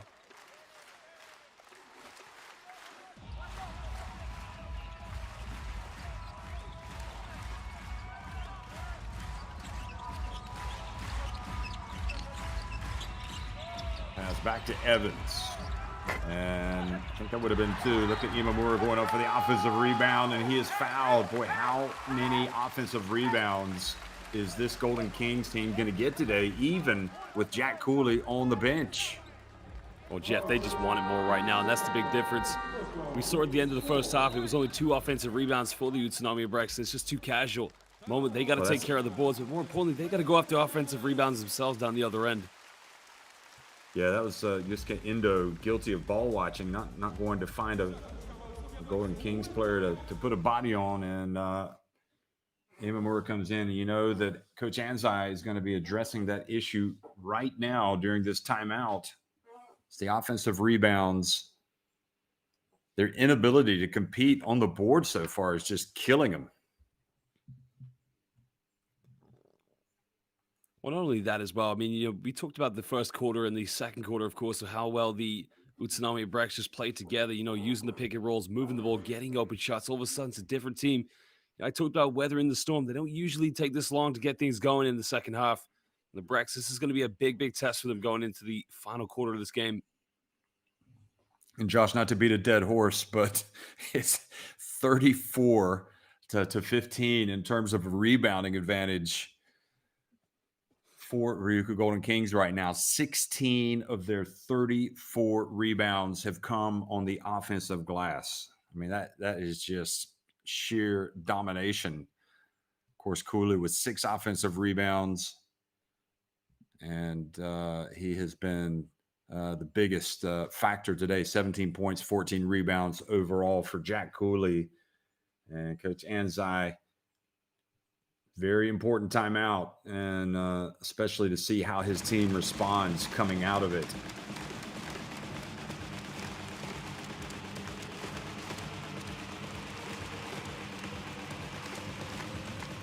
Also been a tough first half for Imamura, but now he's got 9 points, 4 of 11 from the floor.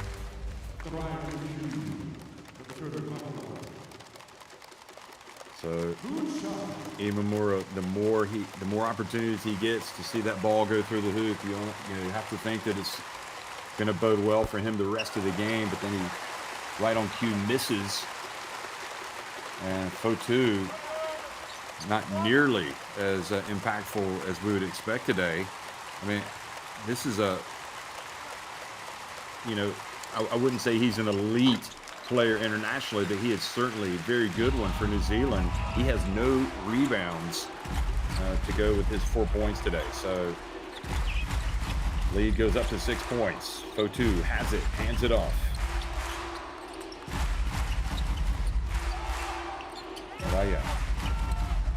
Watanabe, excuse me. Feeler, good defense, co-flipping, almost getting the turnover. They force it in. There you go. And finally, Fotu gets in there and is fouled. Look at it as well, Jeff. It's only 2 team fouls so far here for the RYUKYU Golden Kings in the third quarter, but that's exactly what Isaac Fotu needs to give his team right now. As many second chances on the boards as possible. I think it's safe to say he said, you got to get out there and get some rebounds. And this time it's Feeler with the offensive rebound. And look at the difference. Different approach on the boards, a little bit more intensity, a little more dedication, and it results in 2 points.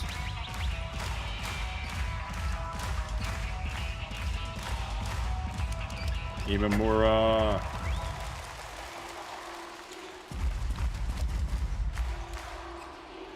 They're desperate to get him to drop from deep, but it's putting the ball on the deck and going to the basket is what's made the big difference. And now Fotu coming into the game, driving in, catching it in the paint, and finishing.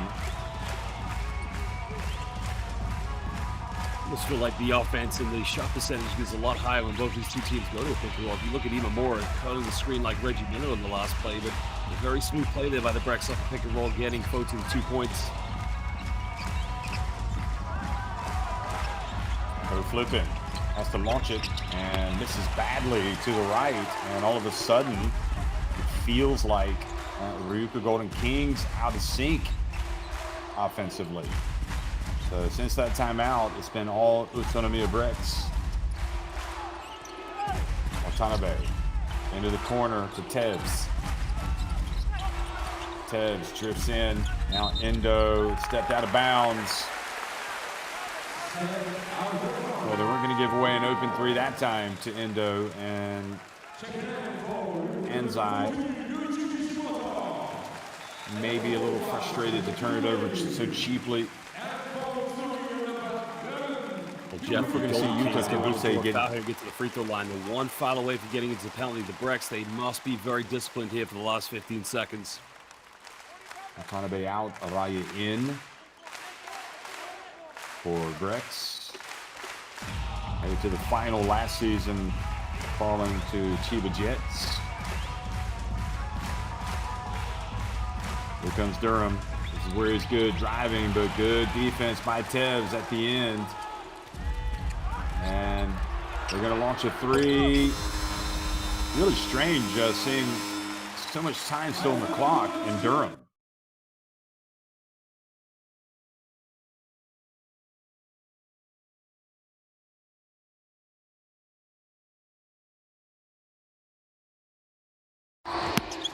ポゼッションに詰まってきて、さあここから上げられるか。群馬はまずディフェンスをしたいところですが、フィーラーがポストアップ、そのままいった。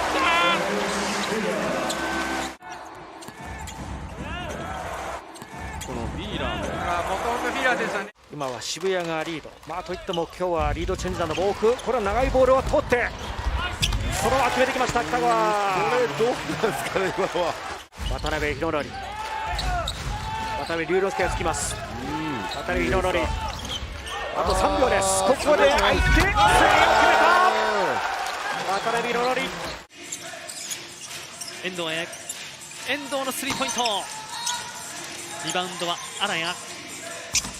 決まりました。イカルガこのシーンです。最後右手投げるような感覚でしたね。もう本当にバンクショットだったし、ただもう本当に今度はフィーラーが自分で行きます。フィーラー叩き込んだちょっとこれフリースローラインまたいだぐらいかな。すごいの出たな、飛距離。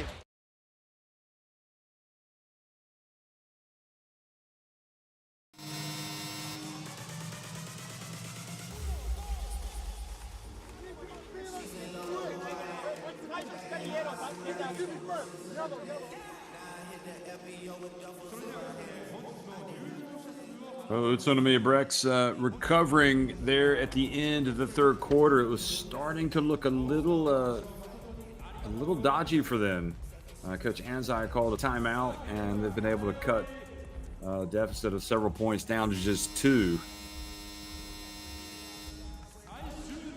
Jeff, I got to go to that last play with Alan Durham, of course. We're talking about a man with a plus 10-year experience playing professional basketball in Europe, in the KBL in Korea, and the PBA in the Philippines. But that last shot he took, there was 6 seconds left, almost giving the Brex a chance to tie the game up. They need a bit more exposure and a bit more intelligence in their play, the RYUKYU Golden Kings. Yeah, you almost wonder if he was trying to catch him off guard, thinking that he was going to try to take more time off the clock. But they were fortunate to get away without giving up a game-tying bucket at the end. So, RYUKYU Golden Kings starting with the final quarter, first possession. Imamura gets open, puts it up, and again another miss. And it has been tough work from three-point range today. Now 4 of 17 for Golden Kings, and I don't know why they continue to go to that when they've had so much success driving to the basket. Feeler, now they get it over to Tevz. Back outside it goes, Feeler. And Cooley back in the game as well. Now Durham. And, oh boy, they call a charge. That's great defense by Chase Fielder there, just standing his ground. Alan Durham very much out of control. They go into the basket.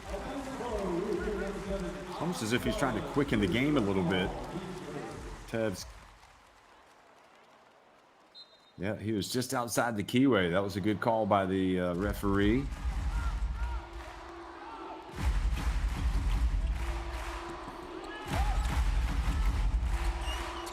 Iyajima. Trying to tie it. He puts it up, and he has got a chance now to put his team in front with the and one.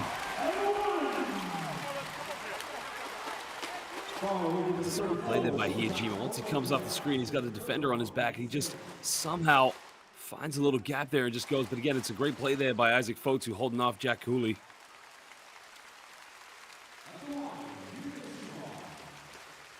Yeah, good call as well, Onodera.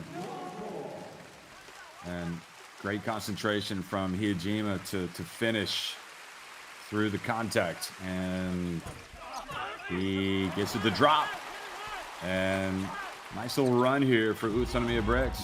They have now taken the lead, 57-56 over the Golden Kings. Kishimoto down low to Durham. Whips it over to the corner. Onodera drives in. Great hands, Tevz. And they hit the trailer. Feeler, who is fouled. And suddenly all the momentum with Utsunomiya Bricks. Well, Jeff, the problem here for the Golden Kings, you can see the penetration coming, but how many static players you have on the perimeter. You got a penetration, you got to cut and find an open spot and give them a target to pass to.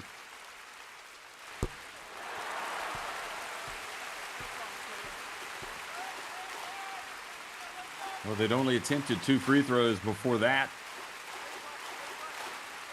Iyajima had made a couple. Now Feeler misses the first. And gets the second to go. Code flipping. Barking out some orders.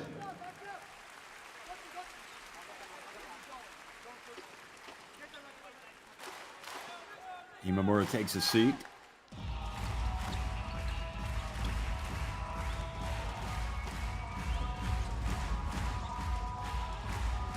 So co-flipping, guarded by Tevz. A couple of national team players. They'll be hoping that they're on the team for the World Cup. Here comes Durham, powering his way down, and the follow this time not there for Jack Cooley. Tevz doesn't mess around, drives in. Oh, and the follow from Chase Feeler. Is there anything this man isn't doing today? He has been utterly sensational. Well, Jeff, we criticized Utsunomiya Bricks not having enough offensive rebounds, but Cooley just goes in and he just cleans it up. I mean, there's a layup from Tevz, and Cooley, well, booking himself an early lunch there with a throwdown. And coming right over Jack Cooley as well.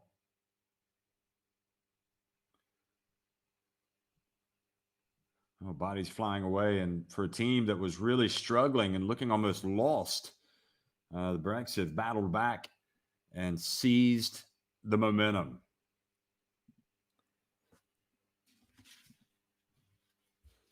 So they're up 60-56, nearly 2 minutes in. And as you look at the scoring, Feeler is having himself a game, 17 points. And I think a very quiet 12 points for Josh Scott. Well, I think he's about to come back into the game now. I think he's going to come in for Isaac Fotu. So it'd be very interesting to see what kind of transition he makes in to this fight. But again, you need players like Dwayne Evans and Jack Cooley right now to really step up here for the Golden Kings.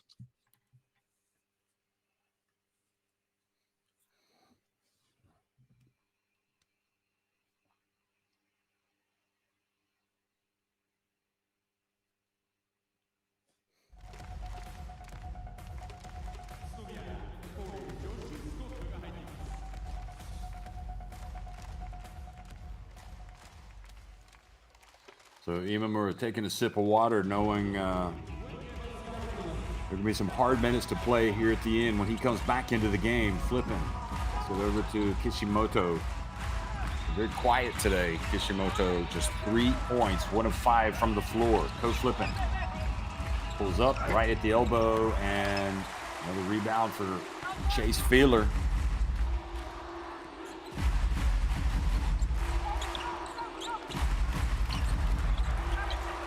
So he's got his double-double, 17 points, 10 rebounds. Chase Feeler.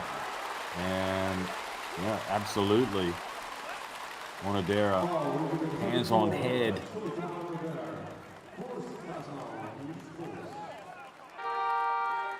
I think that was Kai Tevz that went to the ground, but he's going nowhere. But again, I thought he would have called jump ball on that one.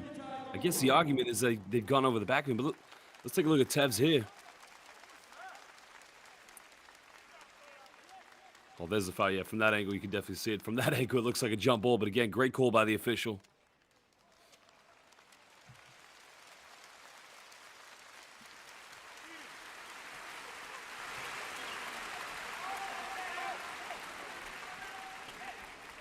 Okay, Imamura time. Back in the game. 7:41 remaining.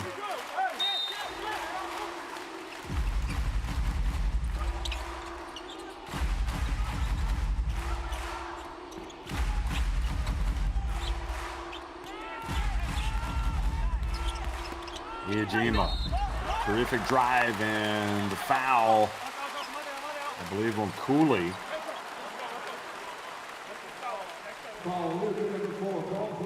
How good has Iajima been getting to the basket today? He's got co-flipping on his back. Well, he's very crafty, isn't he, Jeff? Because what he likes to do, he likes to kind of post up from 18 feet, catch the ball, and once, as you said, gets the ball in the sweet spot. He likes to keep the defender on his back and draw that contact. I'm not sure if the foul was on Cooley or if it was on co-flipping, but again, smart move there by Makoto Iajima.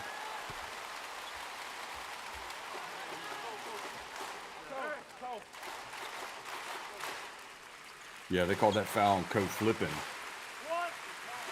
Although, to be fair, the way Cooley kind of went for the block, he might have gotten a little bit of Iajima as well, and Iajima really becoming a factor here. Taking the lead up to 6 points. Solid performance from the Japan International. Evans now flipping. And trying to get it over to Evans for 3. The ball is kicked, so they put a new 14 on it.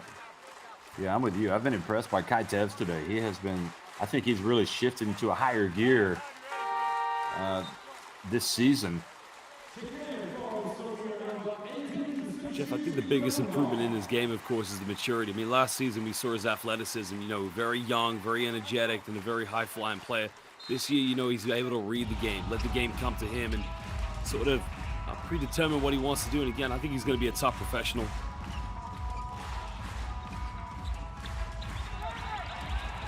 Kishimoto and flipping, saves it in bounds, and they will maintain possession at this end.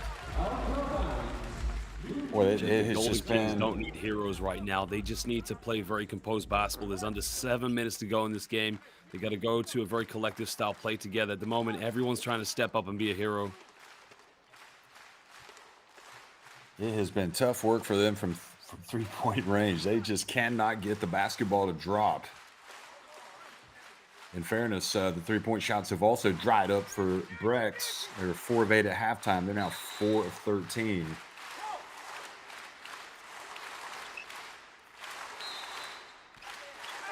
Under 7 minutes remaining in Game 1 of the B-League Championship Final Series. Imamura, out it goes, co-flipping. Evans, the offensive rebound. Great defense yet again, though, by Chase Feeler. I think he may have gotten a little bit of that shot. He certainly made it harder. And co-flipping comes up with a big defensive play. He's going to flush it. Boy, how big was that? A very sloppy pass there. I think that was from Kai Tevz, but again, a very smart play from co-flipping to identify that. And the defense turns into 2 points. Plenty of time left in this game. Hijima once again, sensational finish. Unbelievable. Golden Kings fell asleep on defense again. Maybe just a little bit too much ore there off the dunk from co-flipping, but again, they can't afford to make mistakes like that. I mean, this is the B-League final. Team should not be caught off guard there. I mean, Jack Cooley's got to be a lot quicker. I mean, he is talking about living up to the hype. Hijima has just been sensational driving to the basket today. And he's doing a great job of making sure that he gets the contact. And once he's got the contact, he's going up. And the reaction, quite possibly, that is a terrific, terrific drive and finish. So Hijima, the three-point play, takes it up now 7-point advantage. Their biggest lead of the game.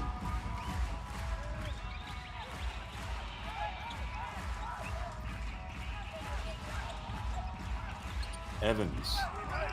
Oh boy, they just have not got it.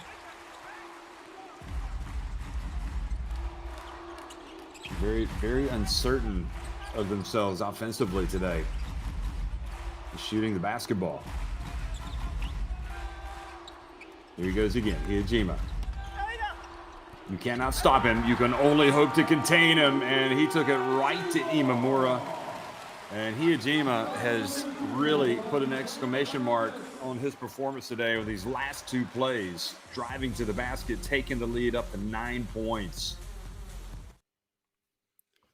What defines the championship team right now, Jeff? Just having that one player that's able to step up and take over. And right now, that is Makoto Hijima. But again, the one thing for the Golden Kings, the shot selection has been very poor from them, taking very low percentage shots, and that's not the kind of way you want to play here in a game one of the B-League Finals.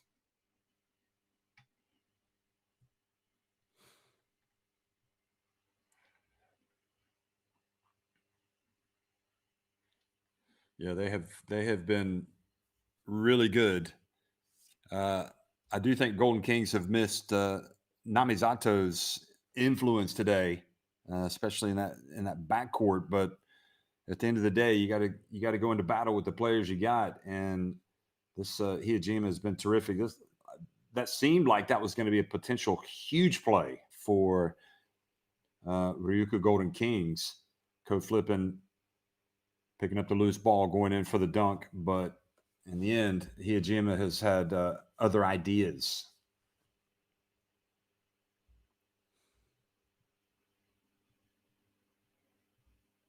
So facing their biggest deficit of the game. He was the player coming off the bench and absolutely grilling Utsunomiya Brex when he was playing for the Jets. But again, it does look like he is still making that transition from being that sixth man to now being that go-to player here for the Golden Kings.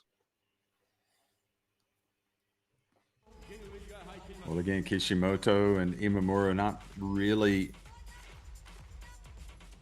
delivering today. Jack Cooley probably could not have given you much more than he has today. The 17 points and the 15 rebounds. His impact has kind of died off a little bit here in the fourth quarter. So he's sitting down. Alan Durham is in.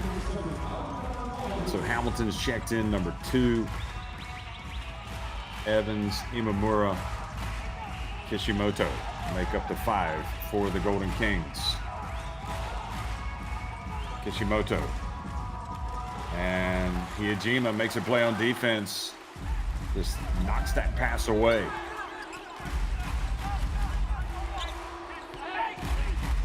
Hijima and his pass now intercepted. Kishimoto's pass. Boy, that was a tough catch for Durham. Great job concentration-wise. Imamura, and just has not been there really for Imamura today. 4 of 14 from the floor. He's now 1 of 6 from three-point range. But the steal from Kishimoto and fouled by Ikaruga. A very sloppy play here from both sets of these teams. But again, the Golden Kings in the third quarter were much more lethal when they were using that pick and roll and getting into the paint. But once they start settling for those perimeter shots, it really has been a tough game for them.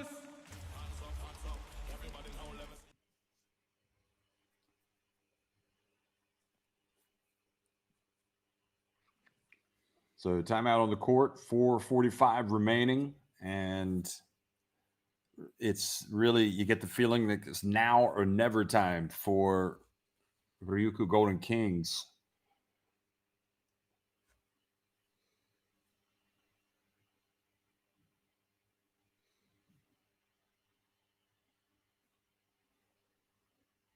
That was the foul trouble. Kishimoto has 4 fouls, 3 for Onodera, and no foul trouble at all, really, for Utsunomiya Brex.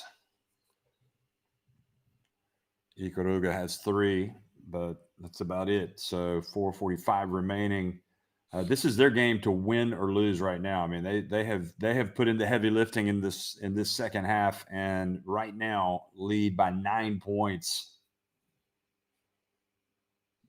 And you go back, Josh, to that timeout by Anzai with late in the third quarter, and I believe, if memory serves me correctly, it was the Golden Kings up by 6 points, and they came out and got a couple of baskets to cut the deficit to just 2 points at the end of the third quarter. That was kind of the turning point in this game.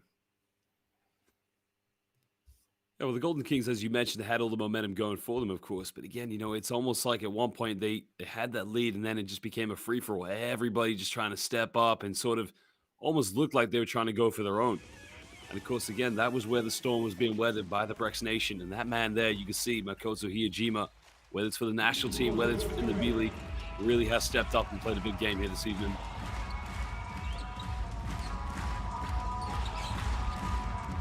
So coming out and missing, but there's the offensive rebound and follow by Alan Durham. And that's what worked for them in the first half. Primarily with Cooley, but they have to get something every trip down the floor right now, you feel. And they gotta get stops. Imamura gambling, going for the steal. Endo hands it off, and the dunk for Josh Scott.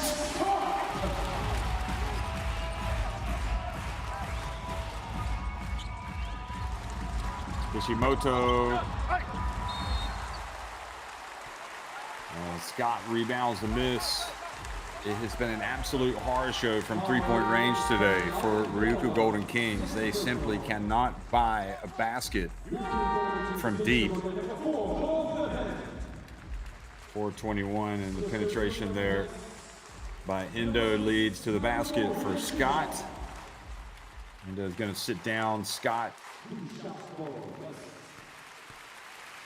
goes to the line and misses his first attempt.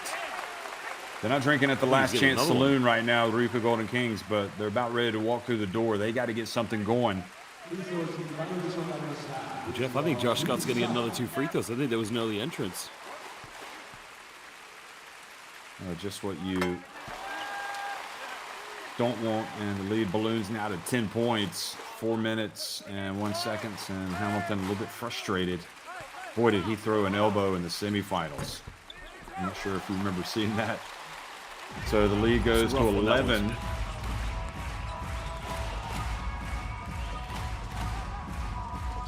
Code flipping. Yeah, he caught Nyika Williams driving down the lane, but here he is. Bounced back to have a great game, in fact. Here's Alan Durham, and he's fouled, so good work from Durham. That stops the clock and puts him on the free throw line. I think Scott just gets his hands up a little bit too late here. A smart play by Alan Durham jumping into him, but just there, you can see Josh Scott just keeps his arms up. It's not going to be a foul called.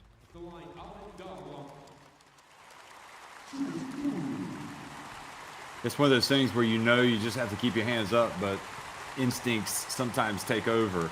And I suppose Scott would rather put Durham on the line and make him earn it, and he has missed the first of 2. He's a good free throw shooter. But it's been that kind of game today for the Golden Kings.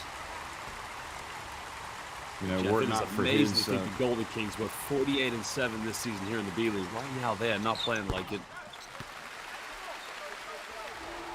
No, you know what? If you're going to peak, you want to peak at the right time of the year, and it seems like Utsunomiya Brex have definitely peaked RYUKYU winning the 2 games against them during the regular season. Here's Josh Scott going up against Hamilton, and they have called a flop on Hamilton.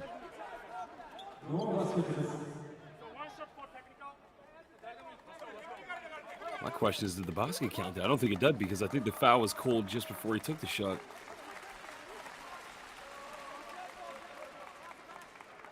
Yeah. He easily took the contact the first 2 times, and then he's like, okay, we're going to go try to draw the charge here. And he definitely flopped over, and it was called by the refs.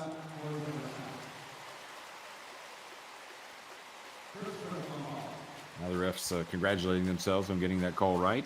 And the technical free throw will be attempted by Hiyajima. Well, Jeff, got to give a shout out to the referee on the left. That is Takaki Kato, one of the finest officials in the world of basketball. Was a FIBA 2019 World Cup referee at the Foshan venue where I was, one of the best in the business. Hiyajima makes the first. Yeah, those referees work very hard at their craft. So Hamilton looks up, and again, this is UTSUNOMIYA Brex's game to win right now. The pass down low to Fotu, and he puts it up and in. And their game down low has gotten so much better in this 4th quarter. In fact, it was the last 2 baskets scored by Feeler and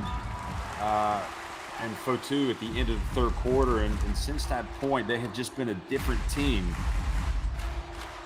Scott obviously has been a lot more active as well. He goes up, and he's fouled, and another and one coming, so it's all working for Brex here in the 4th quarter, outscoring RYUKYU Golden Kings 19-5 in this final frame.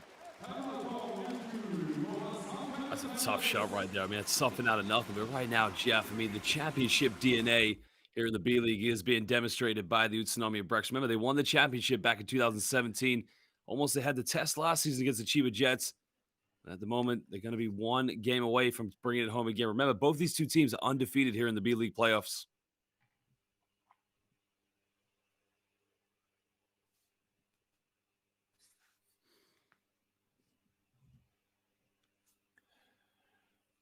So Josh Scott going to go to the line, try to complete the 3-point play, and his numbers keep going up and away, as they usually do. 16 points, 5 rebounds.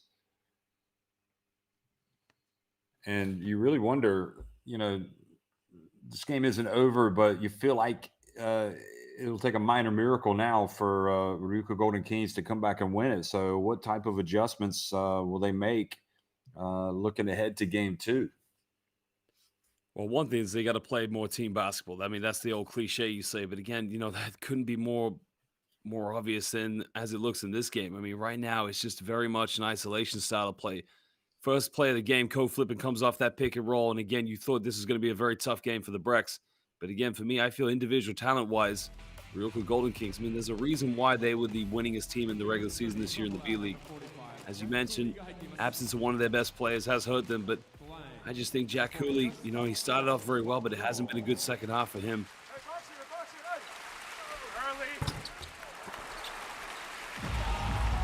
Well, you had Chase Feeler doing the business pretty much in the first half, and it's been Makoto Hiyajima here in the second for Brex, as well as much better play down low, and just nowhere to go up against Josh Scott. There's Cooley scrapping for the basketball, and now they're going to call the foul.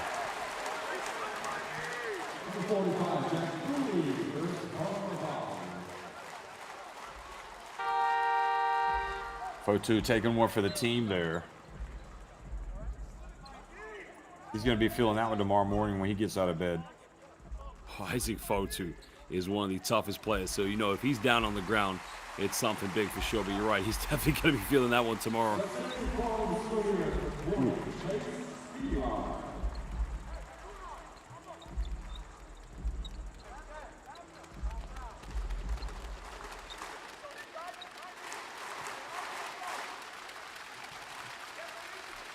Cooley saying, why are you calling the foul? He dived at my knee, and they called a technical foul for the remonstration. So goes from bad to worse.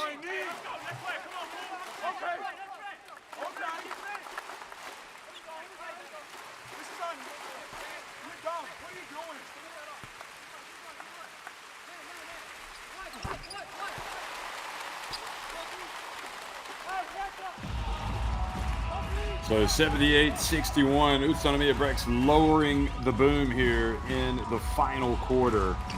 And Kishimoto, a quiet Kishimoto, has it.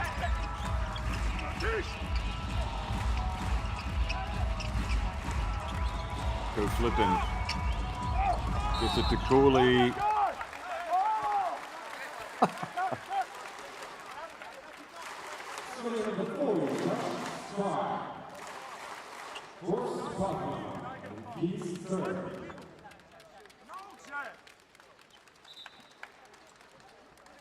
Cooley plays with a lot of emotion, but sometimes he needs to cool it. They called the foul, and you don't want to be showing up to referees because they will carry that memory into the next game. So 78-61, and we have seen the might of UTSUNOMIYA Brex. And I think what really is surprising to me is that they were just getting absolutely drilled on the boards in the first half, yet they have been able to turn this thing around. 40-30 now, so they've really improved in that regard. They're still being out-rebounded overall, but they have been the better team on the glass in the second half. Again, it's almost like it's the way they kind of like to play. You know, they really like to take the time to settle into a game. You know, it's a very, very relaxed style. They just know how to weather a storm. They know how to play against a bit of pressure. Once they get that opening, again, in the Chiba Jets series, it was Kai Tebs in the third quarter. Right now, it's Makoto Hiyajima in this game. It's been the MVP that's really seen them get over the final line. Well, some of the fans, it's just too much, you can see. And Feeler with the rebound. I wasn't sure what fan that was. I think it was a fan of Brex. Could be wrong. So Feeler, final 2 minutes, and the penetration drive. Cooley rebounds it. Kishimoto and co-flipping almost travels, and now he turns it over. And driving in Ikaruga, and up to a 19-point advantage. The route is on, and Brex will be going in to their team dinner tonight full of confidence, full of vim and vigor. Well, Jeff, Brex will be going into game 2 very confident tomorrow, which, you know, one win away and they'll bring the championship home. But again, I know for a fact, RYUKYU Golden Kings, they will be going to bed tonight thinking that they must win game 2. It's not going to be a walk in the park tomorrow. It's been a very poor game here from the Golden Kings, but I think we're going to see a very different team tomorrow.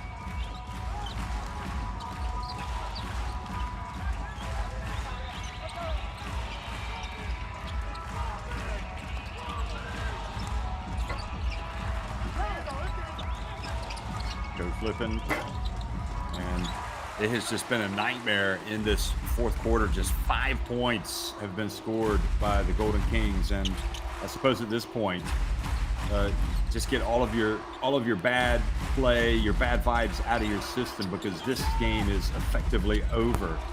Akiuchi missing, and again, Feeler, who gets a lot of credit for the way he came out today and carried his team in the first half.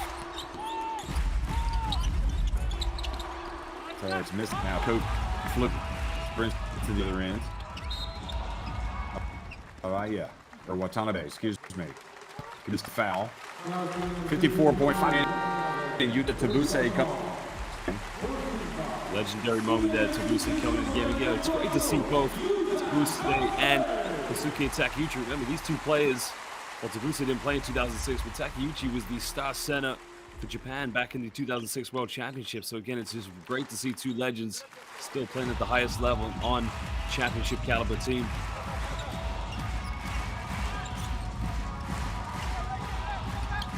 probably the best ever FIBA Basketball World Cup that was played in Japan. Anyway, here's a pass. And Coach Flippin has it back to Evans. It's Yohara missing.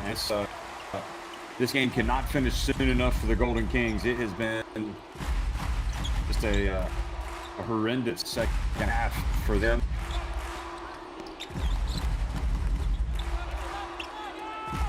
So Tokyo will be full of happy UTSUNOMIYA Brex fans tonight. Kabuse drives in. Oh, he touches the lid. Would have been the icing on the cake if the legend had made that one. Evans missing, and that will be it. So, UTSUNOMIYA Brex came, they saw conquered in game 1. They rolled to an 81 win over RYUKYU Golden Kings.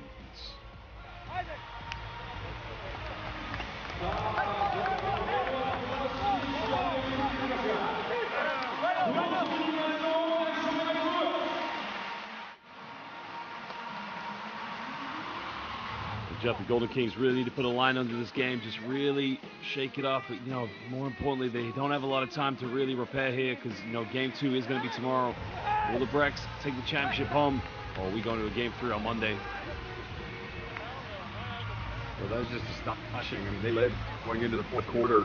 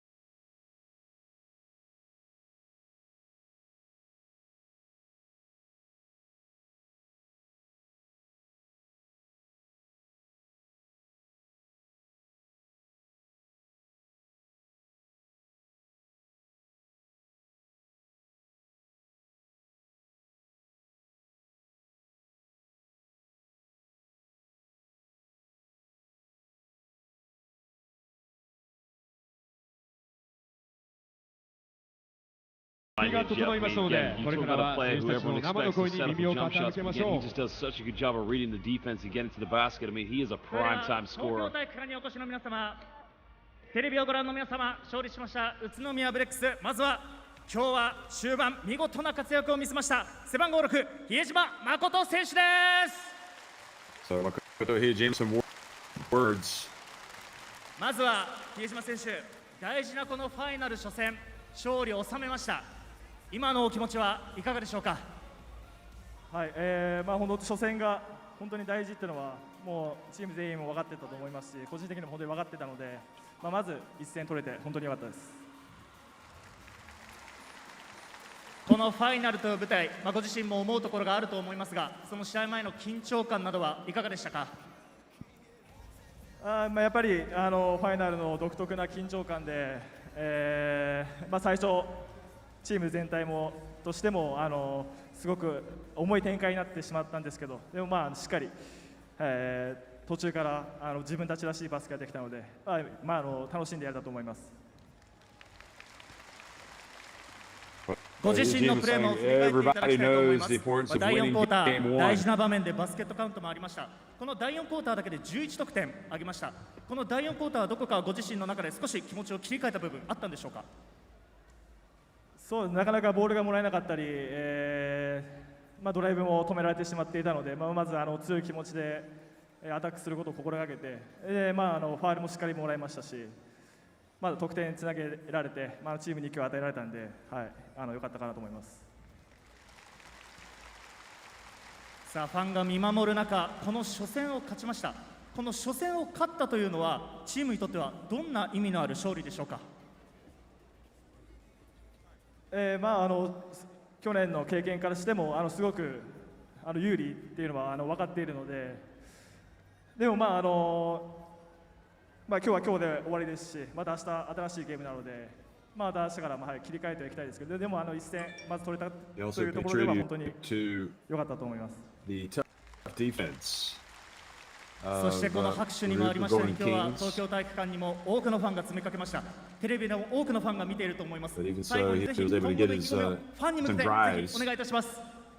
そうですね、会場に来てくださった方も画面越しで見せてくださった方も本当にありがとうございます。あと一つ、勝てれば優勝なので、あと一回もう一つ力を貸してください。よろしくお願いします。Obviously, Hugh also said such was just really happy to get in game one in front of sold out audience, 6,654 fans. We've seen one of the heroes today. Now we're going to hear from Chase Feeler. さあフィーラー選手、初戦を勝ちました。今の率直な思いというのはいかがですか。Like Maka said, I think everyone knows the first game is very important. In a 3-game series, every game is important, but to come out and perform the way we did, I think was very important. 比江島選手も言ったように、やはりこの初戦を取るというのはとても重要なことだと思いますし、もちろんこの、どの試合も重要だと思いますけれども、チームとしてこの初戦をしっかり取れたというのはとても、大きいかなと思います。相手は琉球、クーリー選手とのリバウンド争い、インサイドの激しさもありました。そういった中、試合を振り返って今どのような感想をお持ちですか。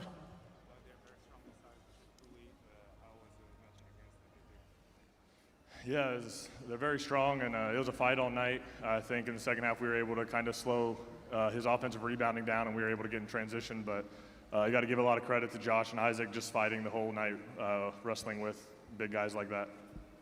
本当に琉球のビッグマンは本当に強力ですけれども、後半はなんとか彼らのオフェンスリバウンドを少し抑えることができたので、これは本当にスコット選手とアイザック・フォーティ選手が本当に彼ら体をしっかり当てて、しっかり戦ってくれたおかげだと思います。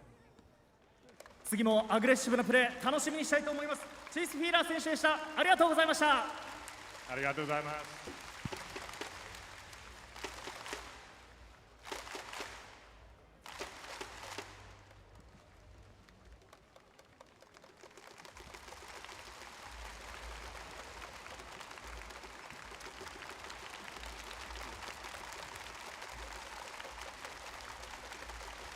So Chase Feeler applauding the fans, thanking them for coming out それでは today. 続きまして今日18ポイントの活躍を見せましたスコット選手に伺います。おめでとうございます。ありがとうございます。特に第4クォーターが素晴らしかったと思いますけれども、ご自身の今日のインサイドの活躍どう振り返りますか。I mean, it's the finals, so I mean, it's pretty physical. It's a hard-fought game both ways for both teams. So just happy to come out with a win. I think everybody on our squad fought really hard. It was definitely a team win. もうファイナルですので、やっぱり激しい試合にはなると思っていましたけれども、本当に両チームとも激しくプレーしている中で、自分たちがチームとして本当に全員が集中力を持って激しくプレーできたと思います。相手は以前所属していた琉球でした。どんな気持ちで今日のファイナルに挑んだんでしょうか。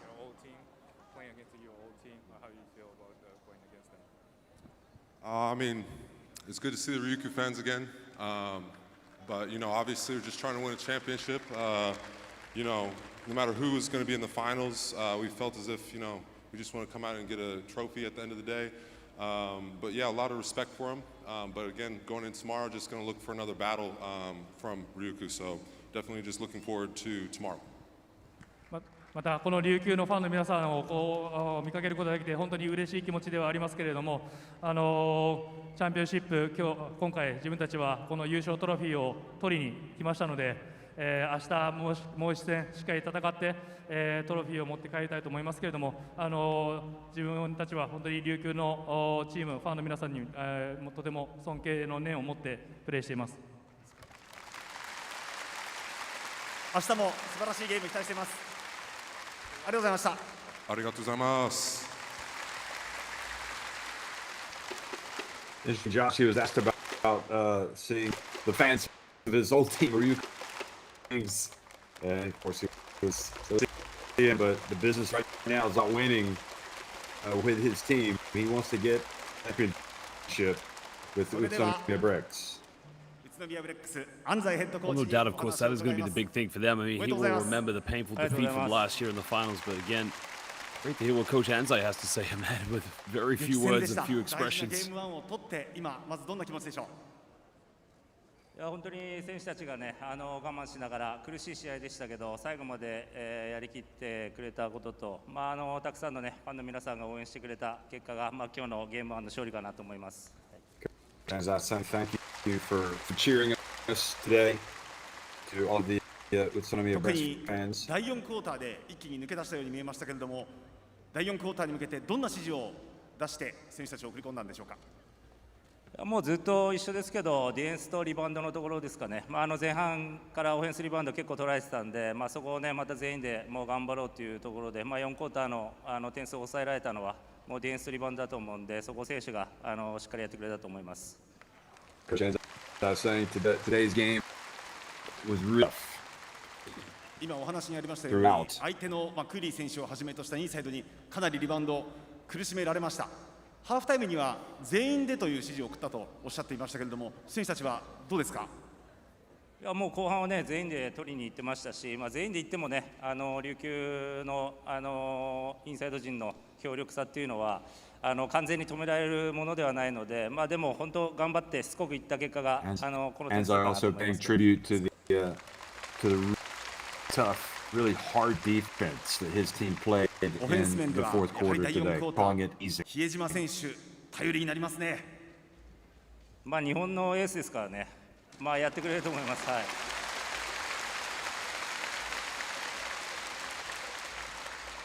い。この短期決戦のファイナルで第一戦が大事だとおっしゃっていました。その第一戦を取ってですね、明日に向けてどうですか。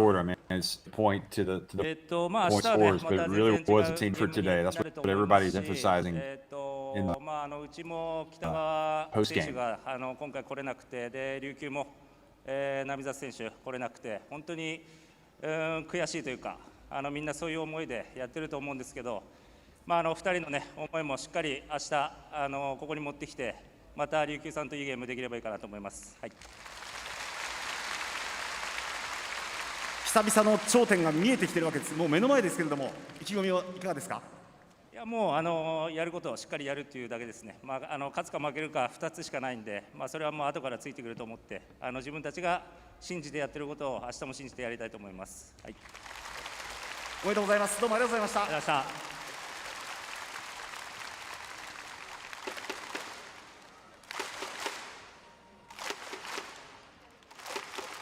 Well, he suggested that I think the obvious, maybe this game will be tough too. I think that's pretty much a clear, Josh. As you look back at these highlights, really it was a solid start for the Golden Kings. Good aggressive play going to the basket from Eden, play from Cooley, doing those things. But what happened? They never really got into the offensive play. From a scoring standpoint,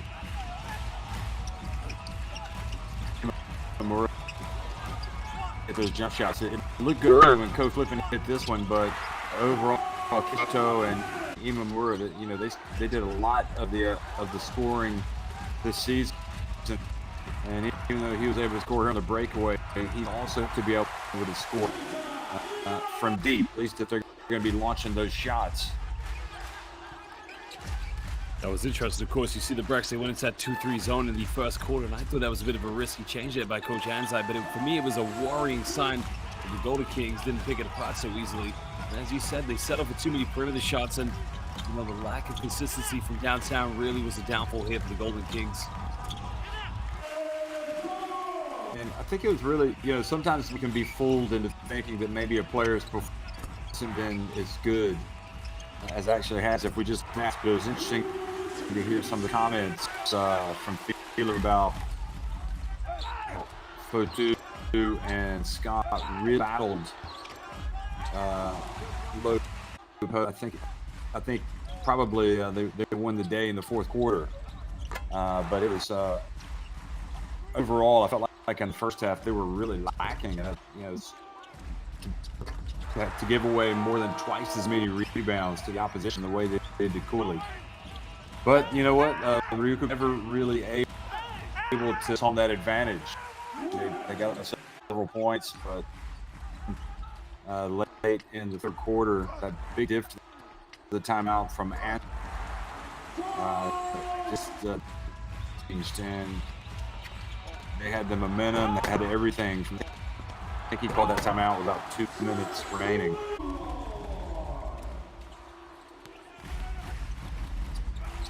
When you compare the shot selection between both these two teams, I mean, that's a good move there by Dwayne Evans. But again, a lot of the play from the Golden Kings was this isolation style. That's a beautiful, sublime pass there from Chase Field. But that was the difference between these two teams. UTSUNOMIYA Brex, they move the ball, they go to pick and rolls, they get higher percentage shots there. That was one of the best plays, of course, from Coach Flippin. But again, it was a very, very forced effort from the team with the best record this season in the B-League.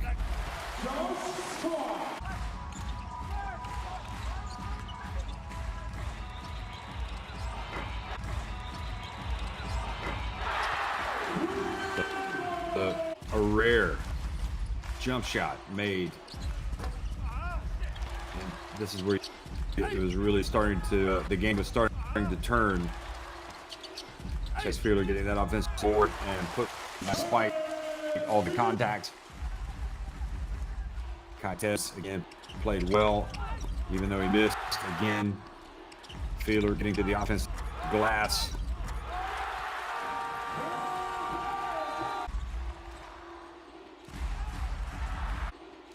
I thought with this steal, Josh, it was the one moment you're like, well, Flippin's the dunk, and he cut it to 4. But right after that, this man took over Jima. Just an unbelievable. You go back to that previous steal by Coach Flippin, the confidence in this arena just skyrocketed for the Golden Kings. But as you mentioned, it went right back down to reality when they displayed very poor transition defense against Makoto Hiyajima. Yeah, Hiyajima just 2 huge shots.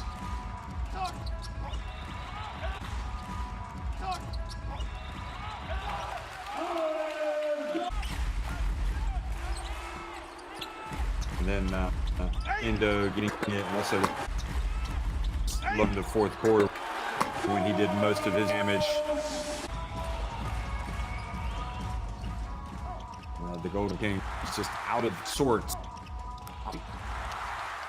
Another turnover going in up, and it's really just kind of cantered victory right at the end. I mean, they just so easy in fourth quarter. So a real test mentally for RYUKYU Golden Kings as they try to bounce back. Remember, they had a huge boards, but that was reduced 5 by the end. And at the end of the day, neither team shot it well from 3-point range. And Brex did have a very good day. Line 12 of 14. Good contributions bench. Also scoring in the low post. Ultimately, so it's really difficult to see this us Golden Kings here come out and do something different. I have to say that survived a very first half and survived in style. They're going to be tough cookies in game 2. Yeah, the RYUKYU Golden Kings, I mean, they live and die by the three-point line they hit this evening. I mean, 16.7% from the perimeter just isn't good enough. And you look at Utsunomiya Brex, you're right, neither team really shot well from the perimeter, but they only took 13 three-point field goals. Both teams very similar from within the rainbow. But again, it's about understanding your opponent. I think today, Coach Anzai, he outcoached the RYUKYU Golden Kings. He did his homework very well. I think he identified that the Golden Kings were going to come here tonight and jack up a lot of three-pointers, and I think he made it very difficult for them tonight. Question will be, what kind of Golden Kings do we see tomorrow? Do we see the same team tomorrow that rolls over, or do we see a different team that fights for dignity and for pride and takes us to a game 3?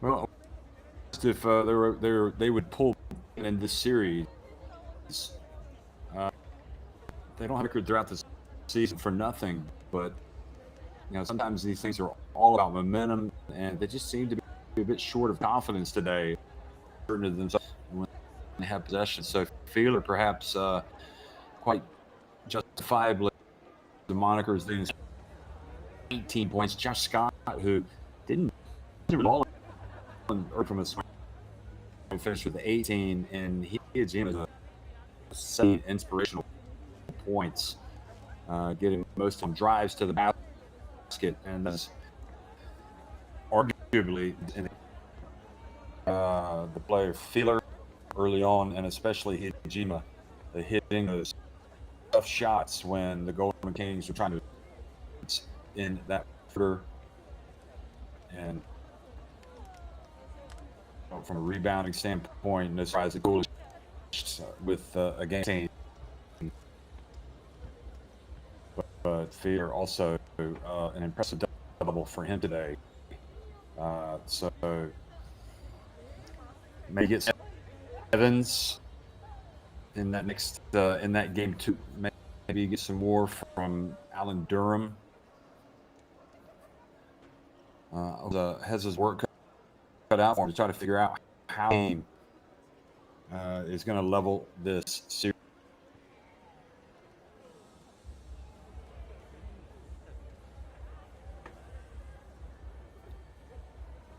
So there's the host broadcast doing their stand at the end.